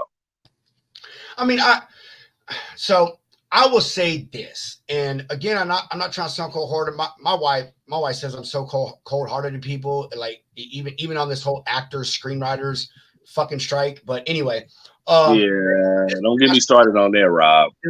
Hold on, because I'm about to pretty much give you my snippet on everybody's crying and whining about everything. This is the way, and when it comes to business, and this is my mindset. And I come from a family of entrepreneurs, man. Damn near everyone in my family is an entrepreneur. Very successful entrepreneurs, might I add. And even in the recession, bro, when we bailed out Ford, but all these motor companies, all these banks, and even Yellow, this is the way I see it. If you don't know how to operate your business and you go out of business, that's your fucking problem. I agree wholeheartedly. I definitely agree. I do not feel sorry for you. I feel sorry for the people that lost their jobs. 1000%, bro. Like there is, I have been in that position before, man. I have been laid off. I've been there. It sucks. But as far as like them as a company, dude, I mean, that's what you get. And here's the kicker to that. Yellow has been going through this for over 2 decades. This is not something that happened overnight. These people made mistake after mistake after mistake after mistake, and they never fucking learned from it. Yeah, what they do with their bailout money? That's what I want to know. Bro, I mean, and I say the same thing, man. Just like with Chrysler, I hate to say it, we should have let them go fucking bankrupt. Chevy, all of them out of business. All of them. If you cannot operate your business and be profitable, that is your fault. That is nobody else's fault but yours. It is not the government's responsibility or the taxpayer's responsibility or your brother, sister, mama, cousins, dogs, chickens, eggs responsibility to bail your ass out. Hey, you're not lying, because here's the thing: the average taxpaying citizen that owns a business, if they start to struggle, what do? Thank you, dude. You see what I'm saying? So I don't want to hear that bailout shit either, though. I really don't. So that's why I say that is because, LeRon, if you're about to go bankrupt, you can't call up, Big Daddy government and say, hey, I need $250,000 or I'm gonna go bankrupt. They're gonna tell you, tough titty said the kitty, but the milk's still good. Shit, them some bitches ain't even gonna answer the phone. Exactly. So I see it like this: is if a small business who can't control their expenses is allowed to go out of business, then a large business who can't control their expenses should go out of business. That's I agree with you on that. Market. That's what happens in a free market. Mike, V-Day, like I said, man, like I just said, first quarter 2024, that is the most solid prediction that I can get behind. And like I said, I'm not a prediction guy. I do follow a ton of analytics in this industry. I am very educated and up to date on all the analytics for my sector, man, for truckload, freight, reefer, flatbed, all that good stuff. So I agree with that, man. Probably the first quarter is when we're really going to start seeing the upturn come back. Babe, I have no idea what this was. My wife said I'm canceled. I don't know why, but if you're going to cancel, Miss Peterson, if you're going to cancel me, please cancel my car payment and my house payment along with it. I would really appreciate that. Boy, ain't it, man? Cancel something, cancel some shit that I need canceled. I know, right? Oh man. Oh, hold on, LeRon. God dang it, LeRon. There you go. She said hi. Where's Elise? She over here. Elise. Miss Catherine on here. Oh, sorry. The kids are feeding grasshoppers to the spiders. She said the kids are doing something. She over here watching the kids feed grasshoppers to the spiders. Oh, that's cool shit. Let's go watch that. My wife crazy as hell. Oh, damn, Elise. I didn't know you were handing it to me. I'm sorry. Oh man. So Mike, dude, you're right, man. They need to think weekly, monthly, and quarterly, man. Carriers, brokers, that's exactly what you need to do, man. Stop being transactionally based. Like I said, think about the long term there. A lot of carriers living load to load. Boom. Again, exactly, man. Who said that? I do not know who said that, but whoever said it, exactly. Like that's what I call it. Living transactionally. That means, from one transaction to another, man. That's all they think about. They don't think about past anything beyond that. My wife, she feel bad for the employees, not the company. Rob, you were canceled. LOL. Again, babe. Canceled. I will say on short haul. Hey, she drugged your ass. I ain't gonna lie. I will say on short haul, we do have to think about one load to the next. Go ahead. That way. On short haul, we do have to think one load to the next because I have to think about the cost of idling, right? To find the next load, knowing I'm 150 miles from the house, right? Is it worth going home in fuel versus idling, right, per hour? And then what is my chances, and knowing my area, what is my chances of finding the next load? So there are certain markets I know my chances of finding that next load out of that market are slim to none. You have to pay me round trip. And if I find something good, if I find that load that gets me out of there, okay, cool. But I do almost have to transactionally think about it load per load per load, because there's no big payoff and getting to a better market, because you do have to have carriers like us that specialize in those short haul loads They can't just be a one-time carrier to get them to another market, right? They have to be able to call on us because some of this shit's expedited. We do a lot of expedited, like we did today. That was expedited. Well, and that's the one thing I want to say too, Rob, is the numbers dwindle, is the carriers dwindle, because that's a reality. You know, we do have to take that into consideration. Is it's less and less trucks on the road. It's less and less carriers in these different markets. That would just, we really put does the pendulum swing the other way? Yes, but is it balanced when it swings, or does it just knock the teeth out of shit? You know what I'm saying? Like, it's never balanced, bro. I mean, you've been this long enough, Laurent. It's not. Yeah, I know. And at least to touch on to get what you were saying, girl. Like, what I mean transactionally based is like it doesn't apply to you and Laurent, because what I mean by that is these people don't understand their expenses.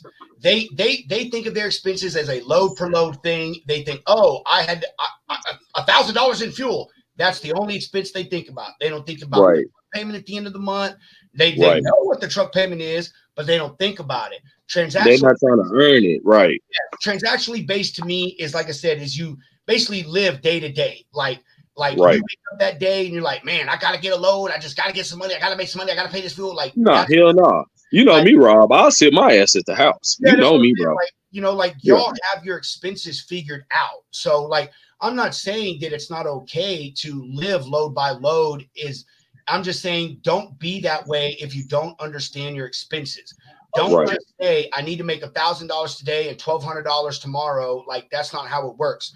Anyway, EKR, let me get to your point. Dude, I love this question. I'm about to piss you off. Check this out. I will fucking lose to move a load for a customer. All day, any day of the week, I will lose money for your freight. You want to know why? Because I'm going to lose money, and then I'm going to send their ass that Raycon and be like, look, bitch, I lost money moving your freight, and I told you needed to pay more, and here's the damn proof. And will I take a $25 win? You're damn right I will. I would take a 25-cent win. As long as I don't lose money, I consider it a win, baby. Like, I'm trying to tell you. I will. But let me tell you, I do not do it on a constant basis, man. To be completely transparent, what I want to make on a load, $200. Man, if I make $200, I'm happy. Like, I'm for real. That's all I need. I just need $200 because let me tell you, man, you get $200 profit on a load as a broker. You do 10 loads a week. That's $2,000 a week. That's $8,000 a month profit. And if you're doing a 60-40 split with your broker agent, you know what I mean? Like, dude, you're still coming out 5 G's. I mean, you know what I'm saying? And that's easy to obtain as a broker. 10 loads a week, man, I say that. It really isn't. Let me not be a dumbass. I was going to say there ain't but 2 loads a day, Rob. Come on now. I'm saying like 10 loads a week is honestly not easy for a broker to do, man. I know people that only do 5 loads a week. But anyway. Well, especially in this market. This market is. Yeah. So, but point is, yes, man, I would take the $25 win on it. I will. Because if that's what it takes to move my customers' freight is for me to take less of a win, I'm going to do it. But again, I am the most transparent person in the world with my customers and my carriers. I do it all the time. I will send them the Raycon and say, look, I told you what it was going to take to move this load, and I lost money. And if they tell me, and I had someone do this to me, well, you made $25 on it. All right, motherfucker, that'd be the last one ever move for your ass. Because if that's the frame of mind that you have, that you think I'm worth $25, then I'm never gonna do it at NC. I have that same. I'll do you one favor over here. But how many hours did you put in? You get a favor once. That's it. But hey, I've got customers. All of my customers, I'm on a first name basis with. Hold on. EKR depends on the foreseating, the initial lane. Again, like Mike, yeah, bro, for real. Depends. Without the initial lane. You know what I mean? Is it a shipper that you do a lot of business with, and you just need to take a $25 win just to get that load and make your customer happy? Yeah, 100%. I will do. I bled fucking money from Friday to like Tuesday, man. I swear to God, every time I turned around, I was losing money, bro. Just losing money. So, Hey, some weeks be like that, bro. It just be like that sometimes, man. It just does. But I tell you, man, although I hated it, I know that I'm going to make it up, man, because all of my customers are loyal. And I know what freight they're coming out with next week, and next week's going to be a good week, man. So you win some, you lose some, man. But yeah, EKR, I'll take $25 wins all day, baby. Because again, a win is a win. I don't care how you look at it, as long as it ain't a loss. Exactly. And he has made little to nothing on it. I hear every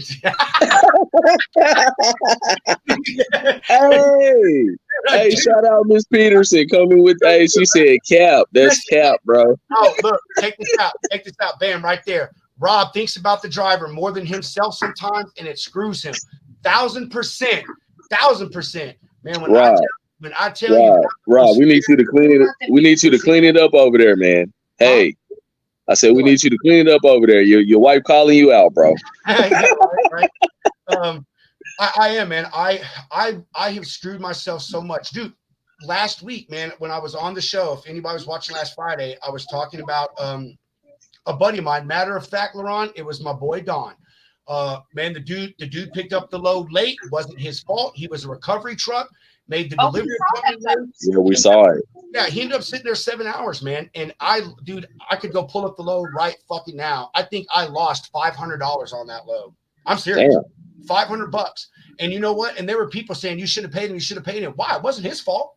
It wasn't his fault that he was late. Well, why did you charge your customer? How am I going to charge my customer for being late to pick up their shit? You know what I mean? Right.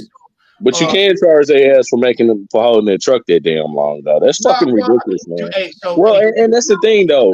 Shippers got to look at it. If you're not ready for the truck, don't order the motherfucker. No, it wasn't them, bro. So so the load was supposed to pick up my dude that I use for it regularly, which is actually Eli.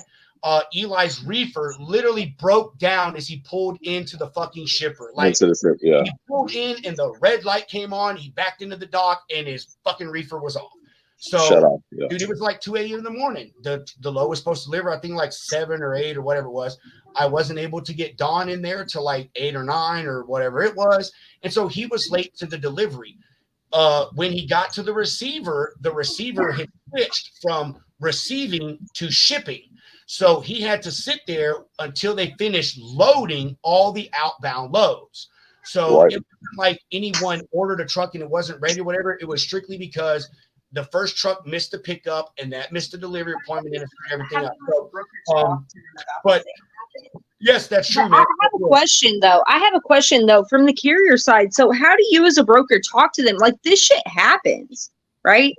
I have no control over that equipment. Right? You can maintain it to the best of your ability and shit still just like with your car, right? Shit happens. So how do you explain that? Like, these are people, not machines, and they maintain their equipment, but also rates are so low right now, they're doing the best they can. Yeah, how the hell right? can you maintain equipment? We're doing the best we can as carriers to maintain our equipment to the standard they're supposed to be at. And a lot of it's shade tree mechanics, doing it yourself, things like that. We're keeping up with it, but that's not your fault. Therefore, like, things happen, right? So how do you talk to your customer and get them to say, hey, is there any way we could kind of work him in? Because that's not fair to him. How much money did he lose? And he might have been okay, right? He might have been like, I'm cool. I understand it happens. But he also lost money sitting for 7 unnecessary hours, right? Okay, so I will answer that. So he delivered to Whole Foods. Do you think Whole Foods gives a fucking rat's ass about any of that? Whole paycheck? Whole Foods, yeah, whatever you call it. Whole paycheck. Do you think Whole Foods gives a rat's ass about any of that shit that you just said? None. Right. Zero, zilch, nada. My customer did. My customer, they did call. They got with their sales team and they called Whole Foods. And actually, the head of receiving, I think his name was Gonzalo. He called me, super nice guy, and he told me, he was honest. He said, "Hey man," he's like, "Dude, where we switched to shipping," he's like, "I cannot take him in a dock." Dude, it was literally 5 pallets. But, he told me, he said, if they find out that I didn't load a truck and instead received a truck during shipping hours, he's like, I will get in trouble. So like he told me, he's like, dude, he said, the second that I can put him in a door, he said, I will. And he ended up doing it. Like he ended up finding a 10-minute window, literally 10 minutes at least. And he pulled my guy in there, and him and my driver both got in there and pulled those damn pallets off, and he was gone. So, but I'm just saying, as the liaison, because we all, right, carriers and customers alike, are forfeiting a portion of the line haul to a broker to be that liaison and to make sure that things like this, you had a carrier basically come save the day, right? And then get shafted out of, you think about what does a driver make in an hour, and to get shafted out of what they could have made during that time. And I'm not saying you did the wrong thing with the circumstances provided, but this is where we start to look at brokers like, man, I took this load and look at where I'm at. This actually hurt my bottom line. I could have been hauling. I could have been making. I could have been doing, and I assume you were honest about what was going to happen on the receiving end, right? But there are times that there is no honesty. Oh, yeah, they'll work you in. And then to be like, oh, there's no detention. And you're like, I could have chosen a different load, right? Could have sat maybe for another hour or so, 2 hours, 3 hours, 4, chosen a different load that didn't take me this route. And I know you, and I know your communication was, I know this sucks, and I'm sorry. I'm doing the most I can. Sometimes nobody even gives us the satisfaction of communicating. They're just like, the more I avoid it, the better, right? They don't want to communicate at all. I know, at least, and honestly, here, I will go back to this right here. Bam, that's it right there. So like, I cannot speak to other brokers, but I fucked myself on this one. I took a $500 hit to do my carrier right. Now, even my shipper knows that. Like I told him, dude, I'm taking a hit. And he told me, he's like, I'd love to help you out, Rob, but our company policy is if you're late to the appointment, you forego all accessories that we will pay to you. And so I could have told my carrier that. I could have said that, like, dude, I'm not getting shit. I'm not giving you shit. But I just don't think that's fair, man. Because again, I operate a truck. I fucking operate a truck. My guys right now are on their way to Canby, Oregon with some steel plates. So I treat carriers the way that I expect my carrier to be treated. Now, I will say on that note, but there's too many in your seat that don't know what that looks or feels like. I try, but they don't listen to me, man. Like honestly, I get shit all the time from brokers talking about, man, you shouldn't do stuff like that, like this and that and the fucking third. And I tell them all the same, eat a dick. I don't care what you got to say. This is how I operate. You can screw over whoever you want to screw over, but I'm not going to screw over people because, damn it, I believe in karma. So, right. And running that AC in the heat, man, it eats up that fuel. I feel you. And I don't know who it was that said this, because for some reason Facebook will not let me open all the comments, but we need $4 a mile on every load. We touch zero wiggle room, transactional mindset. Yes. Go back to that transactional mindset. That's what I'm talking about. The carriers that say, oh, I need $4 a mile for everything, blah, blah, blah, blah, blah, no matter what. Those are the people who think transactionally. You know why? Because they don't know what their cost per mile is to run. They just come up with some random ass number off the top of their head and say, this is what I think that I need, but I really don't know. And I have no wiggle room. And honestly, if it costs you $4 a mile to run your truck, you need to get out of this business. You need to park that truck right now and go work. Well, and I'll tell you, it doesn't cost me that, but you know what? We average. My phone just doesn't. You don't count, Elise, because y'all only drive like 100 miles. You don't count.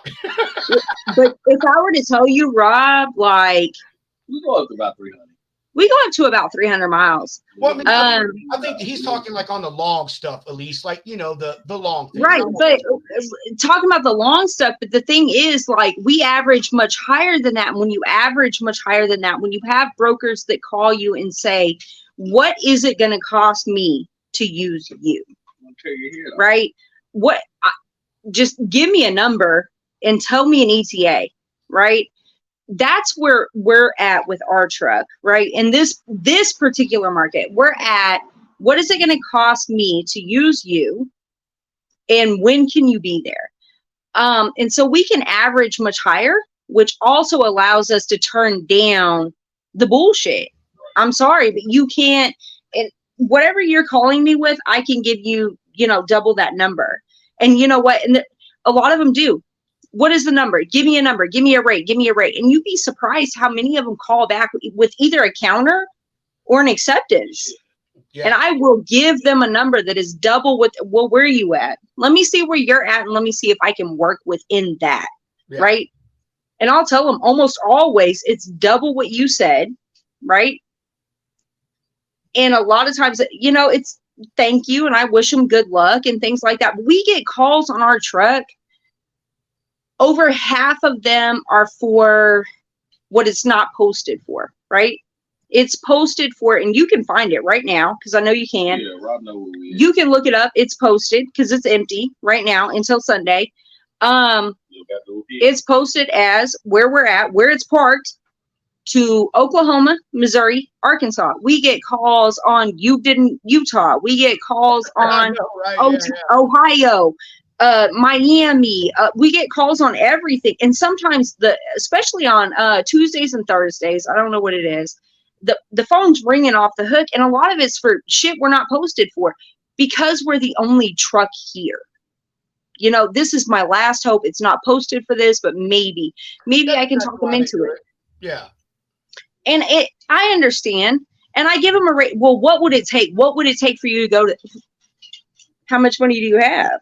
Like, what's in your bank account? Because you're coming out of pocket for this. Like, I am not going to freaking Hebron, Ohio, or Hebron, Kentucky. I'm none of it. I'm not doing it. So a lot of them do pay it. They call back and they say, okay, I got it approved. What time can you be there? Where's your truck empty at? Send me driver info. Raycon's coming. But a lot of that is also relationships. Like we talked about earlier, they know when they call. We have one brokerage. That's all. I already shout out Airways. Shout out Airways. Airways. And Rob, we've never had more than 8 pallets on that truck. Yeah, never. It's never no whole lot of weight. They pay us. The amount of money that they pay us to do these things, it's fair, more than fair, especially for the weight. They go to construction sites. It's no big deal. We have an experienced driver. They can get in there, get it where they want it. But we have people who know, and they know us. In the Springdale pages, if LaRon posts something in a Springdale page about anything, right? My main guy that I deal with in Airways, his wife will comment, and I know, like, oh, I know exactly who you are. We know exactly who you are, right? It's local. They're local here. But the relationships speak to some of this stuff that we do, and speaking for the rate per mile that we do. But we refuse to back down from that, right? I know what I'm worth. I know what I can do. I know what he can do. I know that my communication is on point every time. You don't have to worry about where your load is. You don't have to track it. A lot of them don't even track us anymore. Yeah. No, and I agree with you on all that. They get their updates before they ask. It is 1,000% about relationships and knowing your worth. And honestly, dude, like if you're a carrier that like you truly know that you're worth $4 a mile, and I'm not saying that in a sarcastic way. Like if you're fucking badass Johnny fucking whatever, hop, skip, jump, I don't care how you want to say it. Dude, that's fine. If I can pay you $4 a mile, I will. But if I can't, I can't. And I will be honest with you about that. Me, like I said, every customer that I have a relationship with my customer. And with every customer, I have carriers that I have a relationship with. I post my loads to the board, but that's only mainly because I have a little system that I type a message out to my team and say, hey, this is the load I got. Let's find it, let's get this in the system, so forth and so on. And just by default, they post it on DAT. 8 out of 10 times, I already got a carrier. Like I don't even, dude, I've got carriers then I don't even have to call them and ask them if they're available. I just send them a fucking rate con and know that they're going to do it. So like, I'm with you. And that's how it's supposed to be. Like, in my opinion, you know, where a lot of brokers get lost, you know, you fuck up your so-called network by shopping the freight. Because I see it all over and over and over, you know. And we expect loyalty too, just like the shipper does, and just like the broker does. You know, we expect loyalty too. So a lot of times that's what you see. Folks that shop their freight, and next thing you know, you lose your carrier because he moved on to something different. And I'll tell you, Ron, on that shop your rate thing, I just want to say this. I'm not one of those brokers either, bro. I catch shit from it, even within my own company, man. If I book a load with you, I had this happen Monday. Dude, I booked a load with the carrier I use all the time. Like, again, I just sent the load into my system and my team did what they normally do. They built the load in our TMS. They posted it on the board. Like, they went through the stuff that is our policy. I booked the load and I had, I think, $2,200 in it, and I booked it at $1,950, which is, I think that was like $50 or $75 above the lane rate. I'll have to look up the lane and tell you, but I remember these numbers. Dude, 2 minutes later, one of my people came through with an option with a $450 profit on that load. 2 minutes later. And they were like, let's cancel the other truck. Let's cancel the other truck. I said, no, we're not. I don't do that shit. I've already told that carrier that this load is theirs. I have sent them a rate con, and they have planned on this load. They have stopped looking for freight. Their driver knows what they're doing. I am not about to call them and make up some dumbass excuse, because no broker is going to say, oh, hey, I just found someone that's cheaper. I'm going to cancel load. They're going to say, oh, my shipper canceled, or whatever the stupid ass excuse is that a broker will use. And I didn't. I gave up another $200 in profit because the relationship matters to me, dude. Like, how do I know this other carrier? Like, and I will say this. A red flag to me is when you are too cheap. Like, I'm all about a profit, but at the same time, I'm like, there's no fucking way. Like, you're going to do this for that little. You know what I mean? Like, you're going to do this for that little. There's something wrong, man. But Mike was talking to you, Elise, about the brokers calling you and saying, hey, I can pay this, but then they call you back and say, I can pay this, or I will pay what you want. Mike Hartford, he's a broker. He said that's brokers not knowing their market when bidding and getting caught with their tail between their legs. That's right, Mike. Dude, these brokers, man, I will say this particular brokerage that we're dealing with that does it more than others, their name is on the bill. Yeah. When I say their name is on the bill, it's their stuff, which comes out of a reputable, I wish Dr. Dre was still on here, comes out of a reputable drayage yard, right? That they bring the train in, unload it, and put it on our truck, and we do final mile. But it's a 4-letter acronym, you know, but I'm just saying it's a warehouse, right? That we take this stuff, their name is on the bill, so it's their freight, right? It's not necessarily a shipper, broker, this thing, it's their freight, and they do a lot as far as outside of trucking. So I think they're trying to get it done. Their customer has the resources, and this project is that important. And we've worked on several of these projects, but it's a super important project. I'll talk to you more about it, Rob, because it's one of those things that you'll start to see it in your area.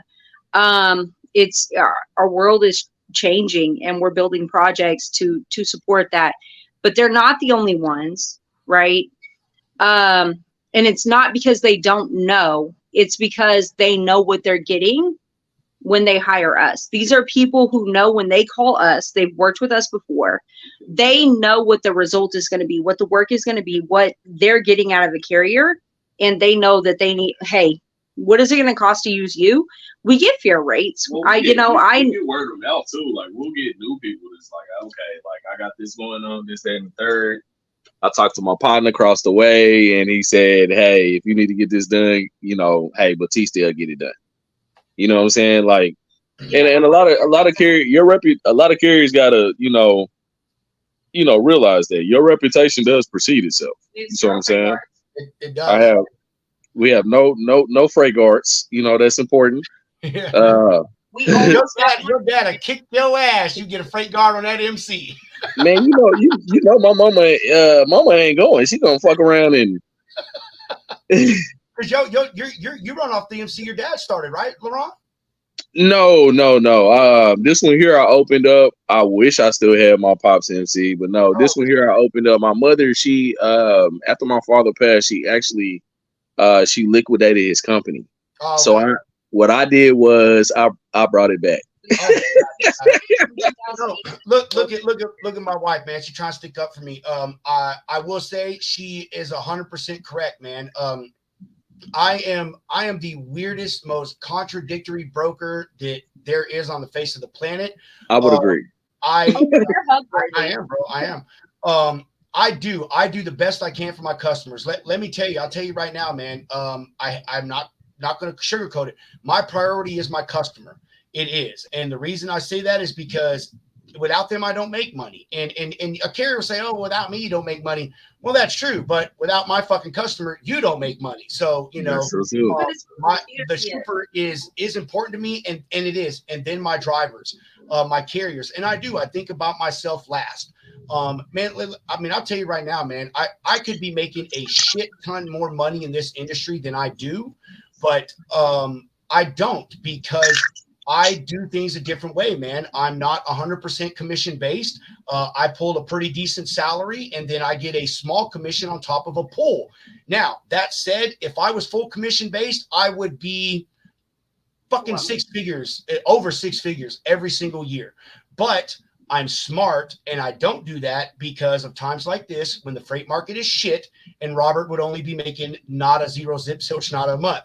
But point is, I think about everybody before I think about myself in this industry, because again, I've been every side, man. I've been a fucking shipper. Like, I've been a driver, I've been a logistics manager, a transportation supervisor.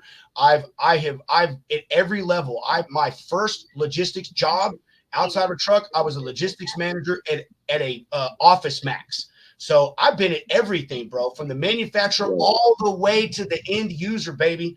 I've seen every part of this, so I know how it operates, and I make sure that I treat everyone fairly. I gotta ask though, Rob, have you ever cleaned the pilot bathrooms?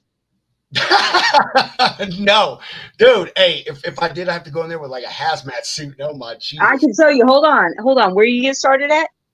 I started out cleaning toilets and pilot. Ain't nothing wrong with that. Ain't nothing. Yeah. Hey. And let me tell you, because he's too humble to say it. He took that job so he could talk to truckers about how to get started, because he knew how to drive a truck because he was there with his dad and on the farm, taking the soybean in and things like that. That's how he learned how to drive, was driving the truck on the farm. So to talk to truckers about how do I get started? Where do I get started? I want to drive truck and I know I have the credit, but I want to own. I want to be like you, right? I want to be on the other side of the pump. That's, one of the things that when we were young, I mean, we were teenagers, babies. But him coming home and being like, hey, they don't watch the beer case like they should at Pilot. I know you right. Oh boy.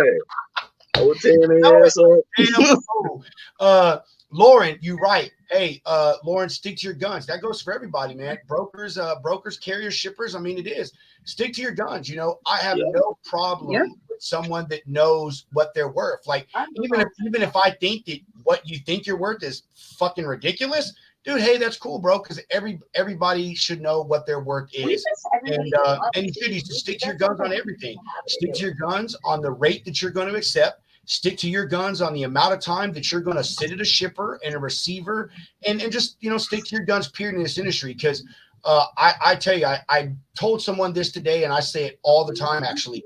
I live my life mainly by one saying, And when it comes to my professional life, and actually pretty much my whole life, now that I think about it, if you give someone an inch, they'll take a mile. And I do that. My friends, family, business, everything. I will not let you take advantage of me, not even once, because if I let you do it one time, you will do it again.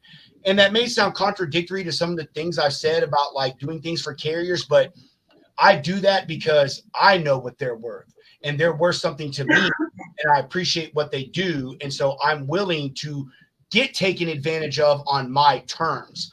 I can't see. Oh, Mike said this. Let's talk about DAT skewed rates. As a broker, we see how many loads brokers reported the rate and a window to the rate. There's 45 loads on the board showing 1,500 market rate, shows 2,100 because 3 brokers reported. Yes. All right. So I'm going to touch on this. Any carriers that are watching, I'm going to explain to you how DAT rates work, because I've got this question a lot. Mike, dude, I love you. You are obviously a fucking analytical geek like I am with this shit.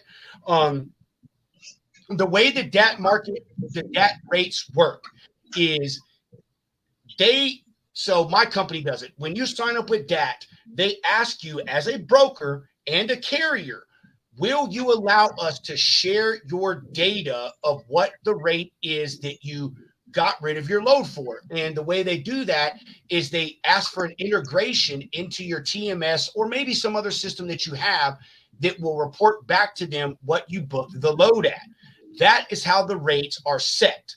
So like he just said, the market may show 2,100, but you've got these brokers that are posting and doing these or booking these loads for 15, and then it drops the rate down and it shows that's the rate to pay the carrier.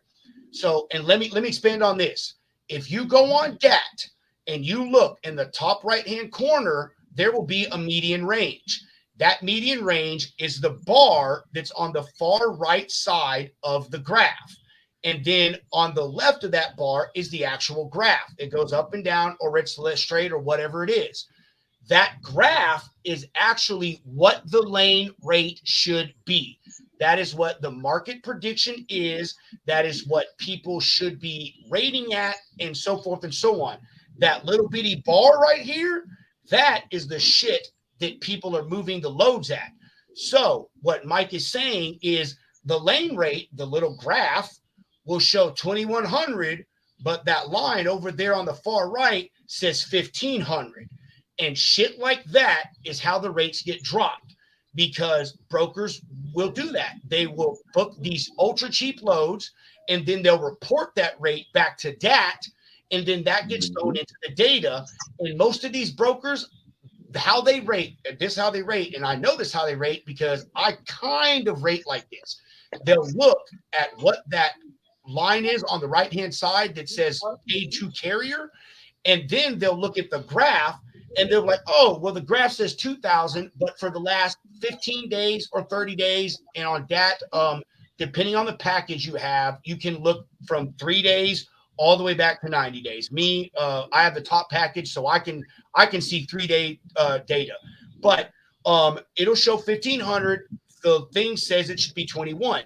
So the broker will say, okay, well, I will get a carrier to move this for 1,500 because that's what is being reported, but they bid their customer 2,100.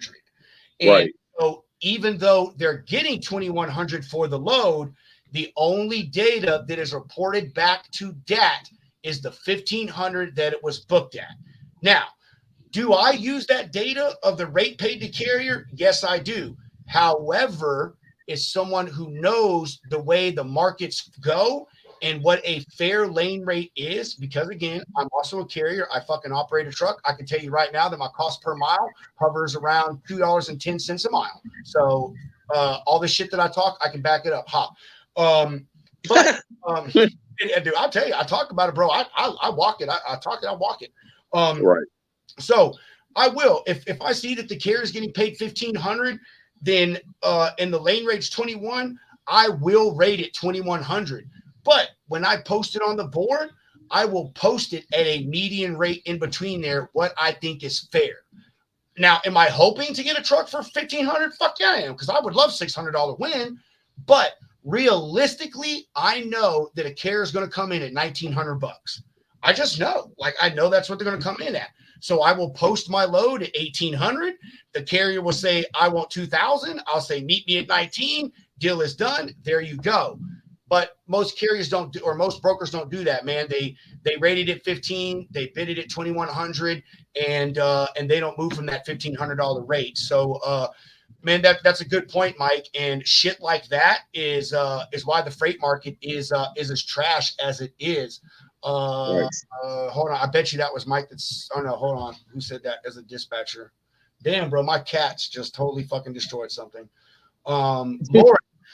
They did, bro. I gotta tell you about these fucking crazy cats I got, dude. I've never been a cat person in my life, but I love these two little fuckers. Yeah. Lauren said that's true. As a dispatcher, my carriers are my priority, so I gotta fight for their needs of their company.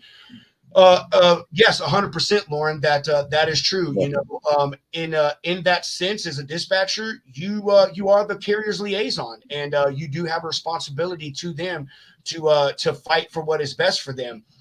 I will give you this tidbit. Also, as their dispatcher, you need to be an educator and an informative person. And I say that because if you're dealing with a carrier that says, I'm only going to run at this mile no matter what, I don't give a fuck what you say, blah, blah, blah, blah, blah, you need to be able to tell them, get your head out of your ass. This is the way it really works. And if you can't deal with that, then you need to find another industry to go into. And I'm about to give you an example. The guy that I run a truck with. We keep talking about these. They keep talking about this daily minimum rate that he wants to run at, so forth and so on. LaRon, I already know what your minimum daily rate is. I'm not going to put your business out there. It's not anybody's business. But, you know, he said, man, I need this astronomical amount of money to run my truck per day. I said, all right, cool, bro. How many days a week do you want your truck to sit? Because that's of it. Like you can want all you want, but what you're going to get is not always what you want. You've got to understand how the market works. Now, with that said, we have come to an understanding. When sometimes we run teams, sometimes we run solo. Depends on whether my other driver Josh is available. But as a solo, I will not move my truck for less than $1,000 a day. And if it's $1,000, it better be like a fucking 250, 300 mile load. As a team, I will not move my truck for anything less than $2,200. And that may sound low to some of you, but my team, we flip $2,000 to $3,000 loads every single day. So, and that makes us profitable. So yeah, that's a good point, Lauren. You got to fight for them, man. You do. And you also got to educate them and rope them in. And if you know about the industry, Lauren, tell them about it. Got me working full time because he thinks on my I do. We live in the Miss Catherine go hard though. At least you can listen to this too. You're right. I asked my wife to work because we live in the 21st century, and y'all fucking women ask about equality. I'm gonna give you all the equality that you can handle. No. Now you just got yourself in trouble. I told you, Rob. I told you, Rob. I will throw on that high vis vest. I do what I have to do. I don't. Dude, honestly, you know why? My wife, we've been together since we were 16 years old, and for pretty much all of our marriage, she has never had to work unless she wanted to. Like, I have always been the breadwinner, which I'm not saying that to float my boat. We are in a traditional marriage. I feel that the man should make more money than a woman. He should take care of his wife. Look, you got you one right here. Hey, I don't, man. I don't give a shit about all these new frontier women and all this stuff. Hey, babe. I do everything I can to help. Be independent as you want, but there is nothing wrong with depending on a man. I'm sorry, there's not. I will do everything I can short of. I'm like, I should get a job, right? With the freight market the way it is, I should get a job. He said, the fuck I'm supposed to do? Who's gonna book my freight? Who's gonna spot me? Who's gonna give my check calls? I don't do check calls. I don't do those, Rob. Post 1,800 and it'll fly off. Make your $300 move on your day. I probably could, man. Hey, I'll tell you this. Going back to the story earlier about that difference in the zip code, man. I could post just one zip code change and I can make another $200 on this load. But Right. one zip code change is a 50-mile difference, and I don't think that's right. And the broker will say, "I'm all in at 15." It's so fucking right. Every time. Every It's so, time. it's so right. I'm all in at 1,500. Oh my God, you're fucking funny, Mike. You was on your trip. Ezekiel Malcolm. No, he's not funny. He's a 1K a day in profit. No, man. 1K a day to just move my truck. And I'm To not operate, yeah. I'm not meaning any distance. I mean, if you want me to put the key in the ignition and start my truck, you're gonna pay me $1,000. I don't give a shit if it goes around the corner. But I say that I'll take $500 if it goes around the corner. But I'm about to say. if I'll do me a LaRon load. I'm trying to tell you. Yeah. No. $1,000 a day. It off the top of my head, I'd have to go and pull up our dispatch system and look at my numbers. But off the top of my head, a day, it probably takes me, depending on how far we run, I don't know, $500 a day to operate the truck, fuel, driver pay, insurance, all that shit. Like, I can tell you right now, it costs $55 a day for my truck insurance. It costs $66 a day for my truck payment. My driver gets paid 25%. My dispatch fee to my guy is $50 fucking dollars. My factoring fee is 3%. I every day I know to the penny what it's going to cost to run my truck. So yeah, $1,000 a day as a solo, Zeke. Like I said, as a team minimum $2,000, and I have to be able to pick up and deliver the next day. So minimum 2,000, usually average about 2,200 to 2,500 a day as a team. I have a question. A question about your factoring. Just I'm not getting paid for this by any means, but I'm switching. You're switching? You want me to tell you who I use now, so everybody in the audience can know who not to use? It's a big name, isn't it? Fucking Loves, man. Fuck them. Okay. Let me tell you something. We went with a small name a long time ago, right? When I turn in my paperwork, I get paid. I have a person that reviews the paperwork, either calls or emails me personally if anything's wrong with it. And that's my guy. That's who I go to. He's a senior exec, right? But as soon as that paperwork is filed, it's paid on a card. Okay, so I do want you, anybody who's looking, look up. It's a company it's new, right? It's a couple of guys that came out of Silicon Valley. They were working for Amazon Tech. They were working for Google Tech. And I'm not sure how they got here, but they decided to start a banking system for owner ops. And their plan was we go to small factoring companies who have no affiliation with brokerages. We go to small factoring companies. We help the small guy, right? And when you turn in your paperwork, you get paid immediately. It's like within minutes. I get a text, I'm paid. There is here's the thing, outside of your percentage, there's no fee. There's no ACH fee, there's no wire fee, there's no fee.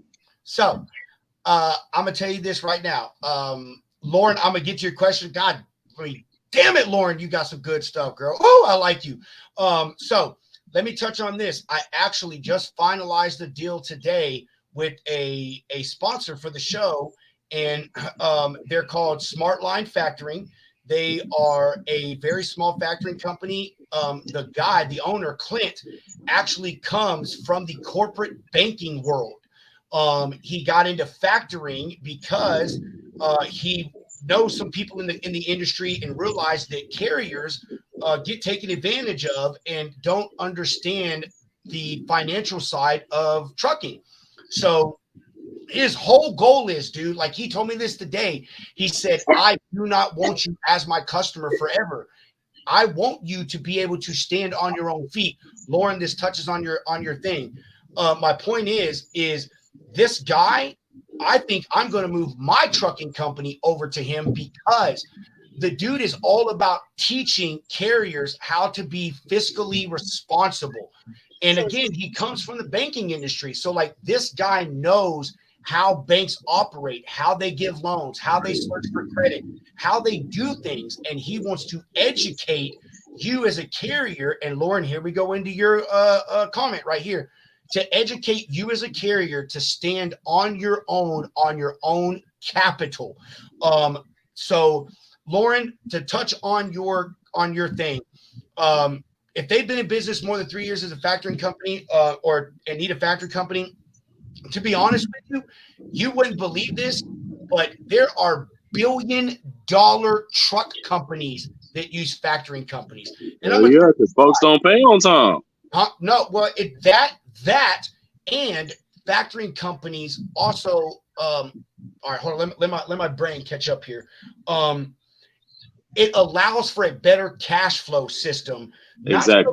Not so much as a small company, but as a larger company, it allows for a better cash flow system. I could get into all of that and stuff, but you're spending today. And the thing that happens is, as a carrier, you're spending today, right? We're spending right now, right today. In the next 30 days from the time I do this load, how many bills are going to come up? So waiting on this, yes, every trucking company would love to wait on payments, right? And some of them offer quick pay and things like that that are obviously much cheaper than factoring. However, I did the work today. I spent my money today to get this job done. And now what? I have to recoup, and I have to be able to do the next load and so on and so forth. There are a lot of companies that use factoring, and there's no shame in factoring. It's whether or not you're getting taken advantage of by your factoring company. That's true. And there are a lot of factoring companies that are taking advantage of carriers. Not only that, I don't trust, this is personal, I don't trust a factoring company who is attached to a huge big name brokerage. I feel like there's a conflict of interest there. I'm turning in all my paperwork, right, to someone who has a conflict of interest. I don't too much like that. I love the factoring company I'm with. They're Southern. They speak the same language. They're in the same time zone. Our cutoffs are what our cutoff. My cutoff to get paid same day is 3 p.m. Like, and when I say same day, I'm really saying within minutes. Yeah, the guy that I talked to today, that's his cutoff is 3 p.m. and he says he does the same thing. He does same day. But Lauren, sorry, Elise, I'm sorry. But I'm saying, there's a lot of them that they're going to charge you a same day wire fee. Yes. On top of your percentage, and to have no fees outside of my percentage. My factoring company gets their money, I get my money, and we move on and we operate, we buy our fuel, we go forward. And it's on whether I want it in the account, on the card. It has a system that's the Tank Pay system, in order to be able to not wire money, but like send money, almost like Cash App. I can send money to people instantly.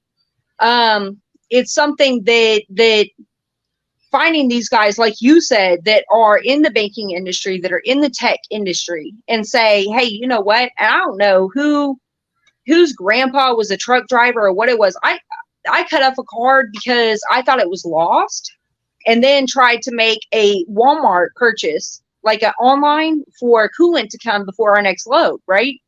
Let me get some coolant, whatever. It's supposed to come next morning, but I'm trying to make an online thing. The default card was the one I cut off.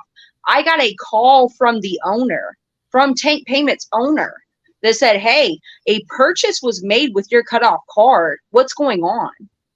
Somebody's trying to use your card, blah, blah, blah.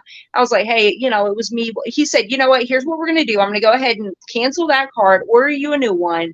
Let's get that in the mail.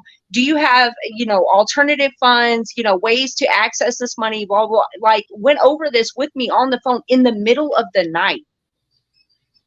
I will say that the customer service there, and they just don't have it. Some of these big names, they don't care. They're any other big name. Right. You either give them your percentage, you give them their wire fees, you give them what they want, and they move on. They don't care about you. The intake interview that I went through with this guy to even get signed up for this was very not personable, but it was, he answered all the questions. FDIC insured, where, you know, no, there's no transaction fees. What are we doing here? And our factoring company has moved everybody over to this system. They've taken away ACH, wire, all of that. Everybody's on take payments.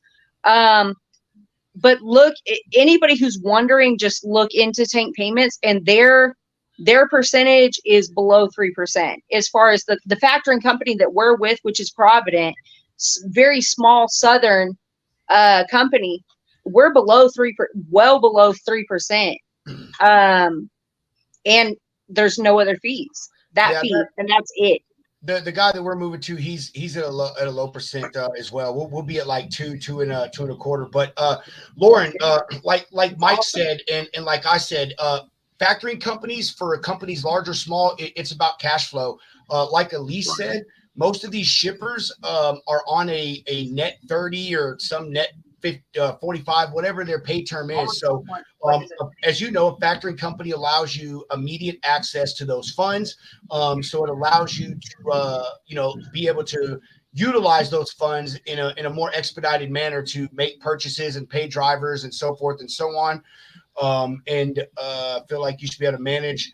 Yes, Lauren, I agree. You should be able to manage your money for 21 to 30 days. But this goes back to early in the show about a lot of these carriers being transactionally based. They just look at a load, one load at a time, or they think on the week that, like, hey, I just need to make $10,000 this week and $10,000 next week. They really don't have an understanding of what their expenses are. So most of them will never move away from a factory company. They just won't. I agree with you, Lauren, that you should be able to stand on your own 2 feet. You should be able to have enough capital to operate.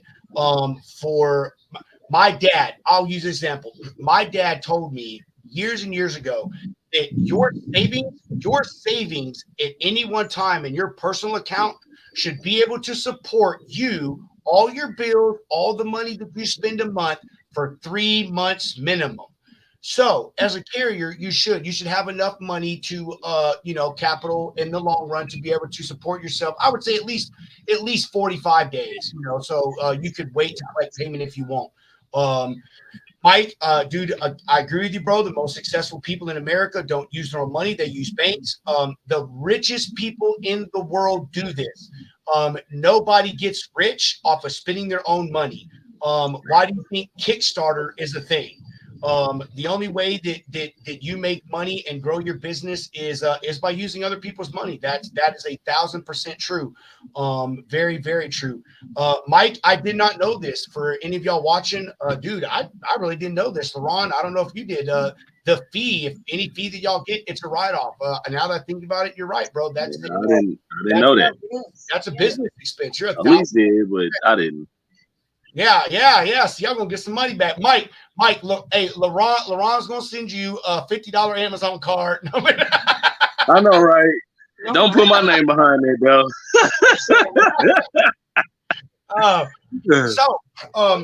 My wife, man, she's always up in my business, man. Too many rants. Let's talk about something fun. That's what truck drivers do, babe. Like you married a truck driver. All we do is bitch. Like that's all we do is rant. I'm trying to tell you. So to anybody that'll listen. Huh? What? I said to anybody that'll listen, that's who we ran to. Mike said Venmo me. Venmo me. Oh my God, bro. Mike, you were fucking something else, man. Oh my God, you're something else, dude. What, Elise? Elise said it ain't coming. So fucking cold-hearted. However, I will say yes. We are 2.5 hours in, so maybe we could share favorite memory on the load or on the road. Damn, I'm on beer 5, bro. Man, I'm on beer 5. He said, hold on. Mike said I tried, Elise. Ain't no shame. Ain't no shame. Oh my God, Mike is the best, bro. Dude, I'm gonna have Mike on, and he's in a group with another friend of ours named Sam May. Oh, Sam. I love Sam, bro. Dude, we talk about the dispatcher shit. Like, Sam is one of the few people in this industry, man, that really tries to keep that scammy dispatcher bullshit under control, bro. I would agree with that. He teaches people the right way. He does not play games with how he operates. And I speak from experience. I have done business with Sam so many times, man. So many times Sam and I have done business together. He has never let me down. His carriers have never let me down. His wife Trish is an amazing lady, just really great people. I know, dude. Sam is who is that? Is that you, Mike? Let me see. Who said that? I would agree. I would say Sam's legit. He is. Sam is Shaggy. Lauren knows Sam, man. Sam is my dude, Lauren. Sam is my dude. But yeah, him and Shaggy, man. I like Shaggy a lot, dude. I've followed him. He teaches some pretty good stuff. I mean, I don't know. He teaches all right. I think he's good. So, yeah, cool. We'll end it on this. Favorite memory on the road, dude. I already know what mine is. Actually, I have two. Do you have any favorite memories on the road, Laurent? Man, I got a lot of them, but some of them ain't appropriate. We don't want to hear about what you was doing in your sleep on Walmart, waiting for them to unload your trailer. Nah, man, it ain't nothing like that. But I don't know, man. Probably one of my favorite, man. I was down in Florida. I want to say I was in Tampa, and like it rains every day in Florida. So like I'm sitting in the truck stop. It started raining, like cooled down. It was really nice. There was like 2 rainbows that like stretched across the sky. That was the first time I ever seen 2 rainbows in the sky at one time. And then out of nowhere, this damn truck stop cock just runs past the truck.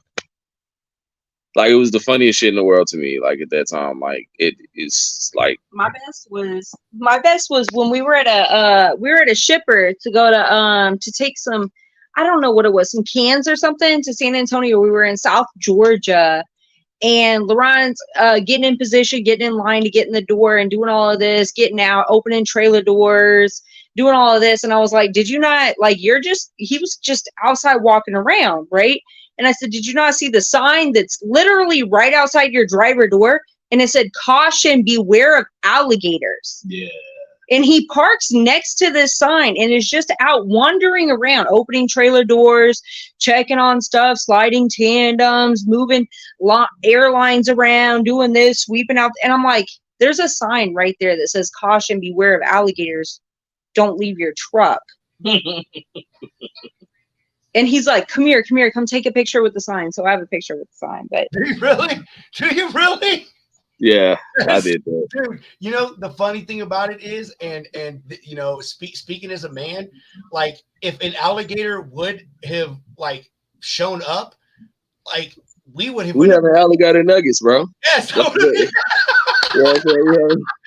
alligator nuggets. Motherfucker Cheetos, man. I'm trying to tell you. I don't know what to tell that alligator. Oh my God, dude. Oh, that's so funny, man. Yeah. Oh, dude. So I have 3, but I'll talk about my 2, man. So my most best memory on the road, dude, is the very first time that I ever went to Las Vegas, and it was as a truck driver. I used to pick up ice cream with Night Refrigerated out of Conway, Arkansas. Conway? Yeah. Henderson, Nevada. Now, let me tell you how baller of a driver I am. This is back in the days when we did paper logs. So I think it used to pick up on like Monday morning, and it delivered Wednesday, like late morning. So I would go from Conway, Arkansas, pick up first thing in the morning, and then I was in Vegas the next day by fucking noon. Yeah, you was rocking. In a 65-mile-an-hour truck. you was So, doing more than rocking. You was hey, we're gonna have a show one night, bro. I'm gonna have a show where I'm gonna step into my carrier shoes and I'm gonna tell all these carriers out here how real drivers operate. I'm trying to tell you. None of these they too busy staring at their clock. That's the problem. Whiny ass crybabies are behind the wheel now. That's I say it, bro. I'm serious. Truck drivers nowadays, bunch of pussies. They too busy staring at their clock, man. Pussies. Anyway, so dude, I had a load to Vegas, and A, I was excited because I was going to Vegas. B, before I joined the military and became a truck driver, at a job I had in Dallas, I met a guy. His name is Jose.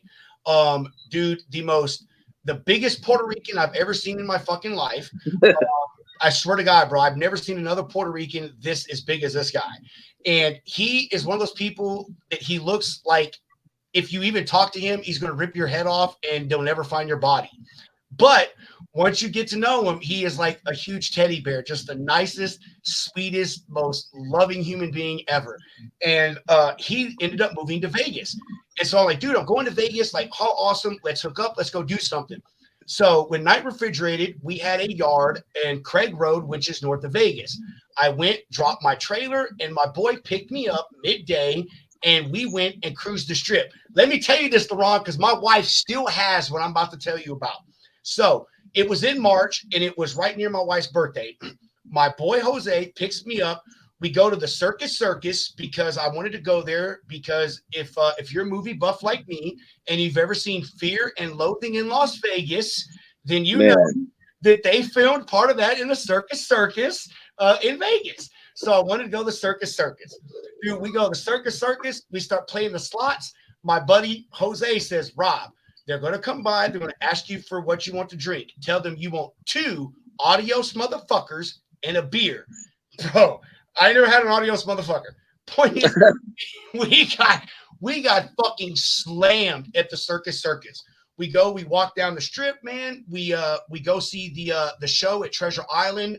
If you've never been to Vegas, they have a huge pirate ship out front of Treasure Island, and have all these hotties, both chicks and men, and they do this cool little show. So after we watch the show, we go in to Treasure Island, and my boy Jose, he says, "Hey Rob, here's I think it was $1,500. He said, "Here's $1,500, Rob. Go play whatever the fuck you want. Just don't lose my money." That's what's up. Yes. Don't lose my money. Yes. And dude, and I asked him, I said, "Well, what should I play, man?" And he said, "Do you know how to play roulette?" I said, "No." Long story short, he taught me how to play roulette. I took that $1,500, doubled it. I literally doubled it to the penny, $3,000. Playing roulette. I love fucking roulette. I will play roulette all day. Dude. So I've doubled his money. He went and played blackjack, and I think he pulled like 10 grand off of blackjack. Damn. They gave us a comped room at Treasure Island. And then after we finished gambling, we went out and walked the strip. My boy, we went in, there was this person on the street. If you've ever been to Vegas, there's all kinds of vendors. And the vendors that was out there was Vittorio. And they actually had a store, I think, in Caesar's Palace. If you don't know who Vittorio is, they're a big fashion Italian designer. And my boy, Jose, bought my wife a $1,000 matching purse and billfold for her birthday. Well, damn. Dude, and bro, that was the greatest memory I ever had, dude. Like, I've still got the pictures, LeRon. Like, dude, we rode the gondolas in the Palazzo, bro. We drank it and gambled at every fucking casino on the strip, dude. It was the best time, bro. It was so fucking amazing, man. It was like the greatest time ever. I will never in my life forget that day, man. My second greatest memory, and this is me getting in touch with my sentimental side, right? Because I'm a true man. I'm in touch with my emotions and all that good shit. So I did a load from Idaho Falls going to, I don't know where the fuck it was going to. But the point is I traveled along US. I'd have to look it up. I want to say that it's 66.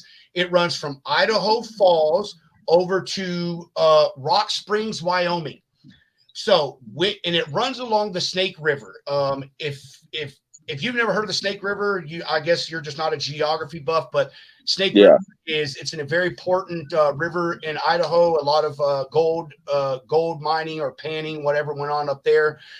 It is the most absolute beautiful ride that you could ever want to take in your life. The road is not really made for trucks, but when you thanks for adding that in there, Rob.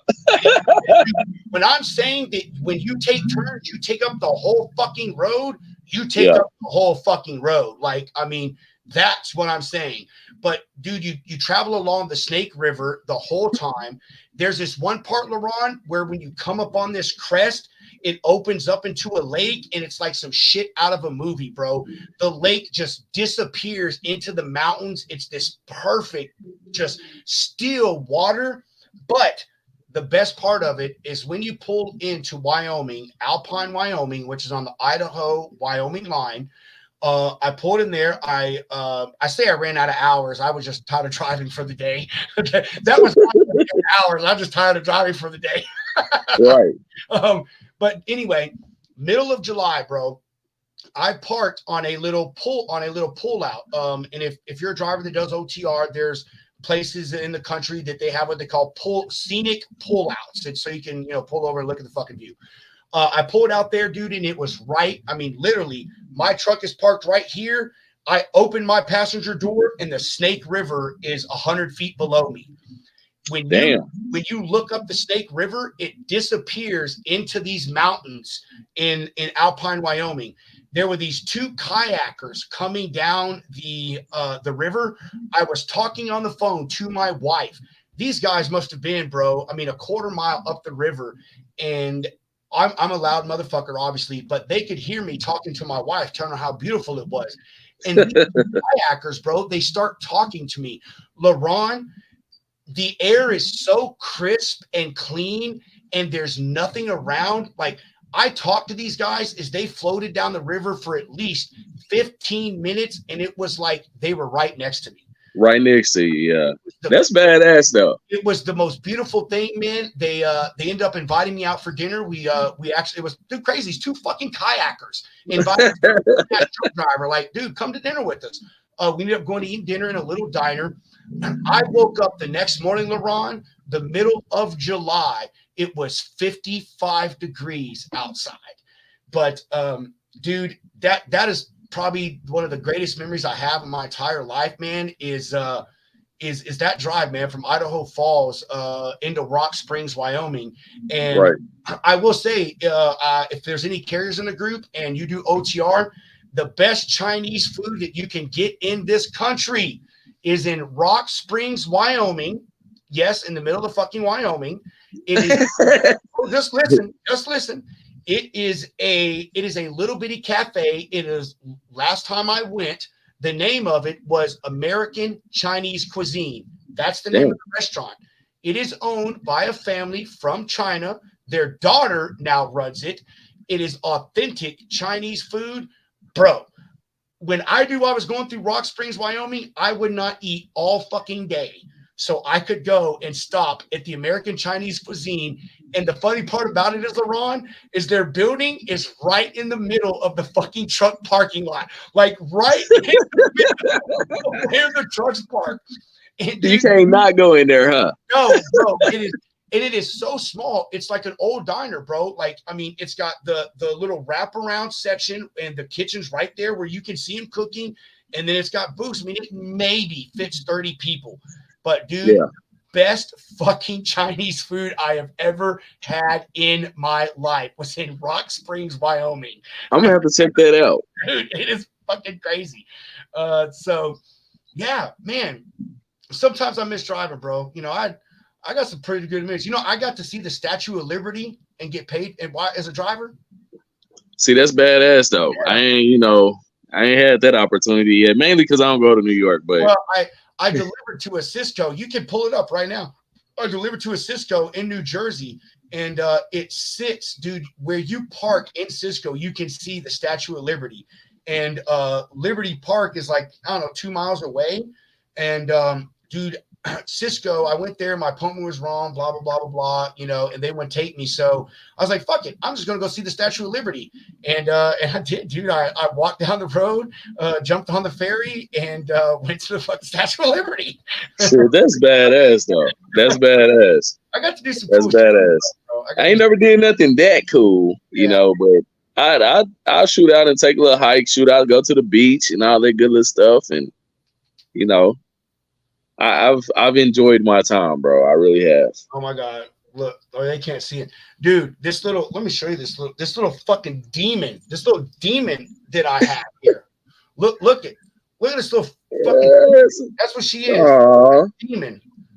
Dude, she is the most fucking aggravating animal sometimes, but I love her to death. She is so funny. But dude, cats have no chill, LaRon. None. Oh, I already know. I ain't fooling with no cats, bro. Bro, not bro. They have no fucking chill. Yeah, they attitudes and stuff shift. Their moods and stuff shift all the time. Nah, they love you 1 minute and hate you the next. And that's so it is. Anyway, man, I'm gonna wrap it up, bro. Dude, I so appreciate you hanging out with me tonight, LaRon. Elise. Hey, man. I appreciate you having me, bro. Thank you for being on. Man, I'm gonna have you on a lot more, bro, because definitely. You're one of the few people out there, dude, that you're like-minded like me, man. Even though we're on opposite sides of this logistics spectrum. Hold on, let me see that. If anyone takes Rob advice and head to Idaho, I have a Sugar City reefer pockets. Oh, bro, I need coverage. I feel you. God. Mike, I love you, man. You're so freaking funny. Mike, see you later, bro. Yes, much love. I'm assuming this is Lauren that said this. Thank you, guys. Lauren, hold on. I'm refreshing my browser because Facebook is fucking stupid.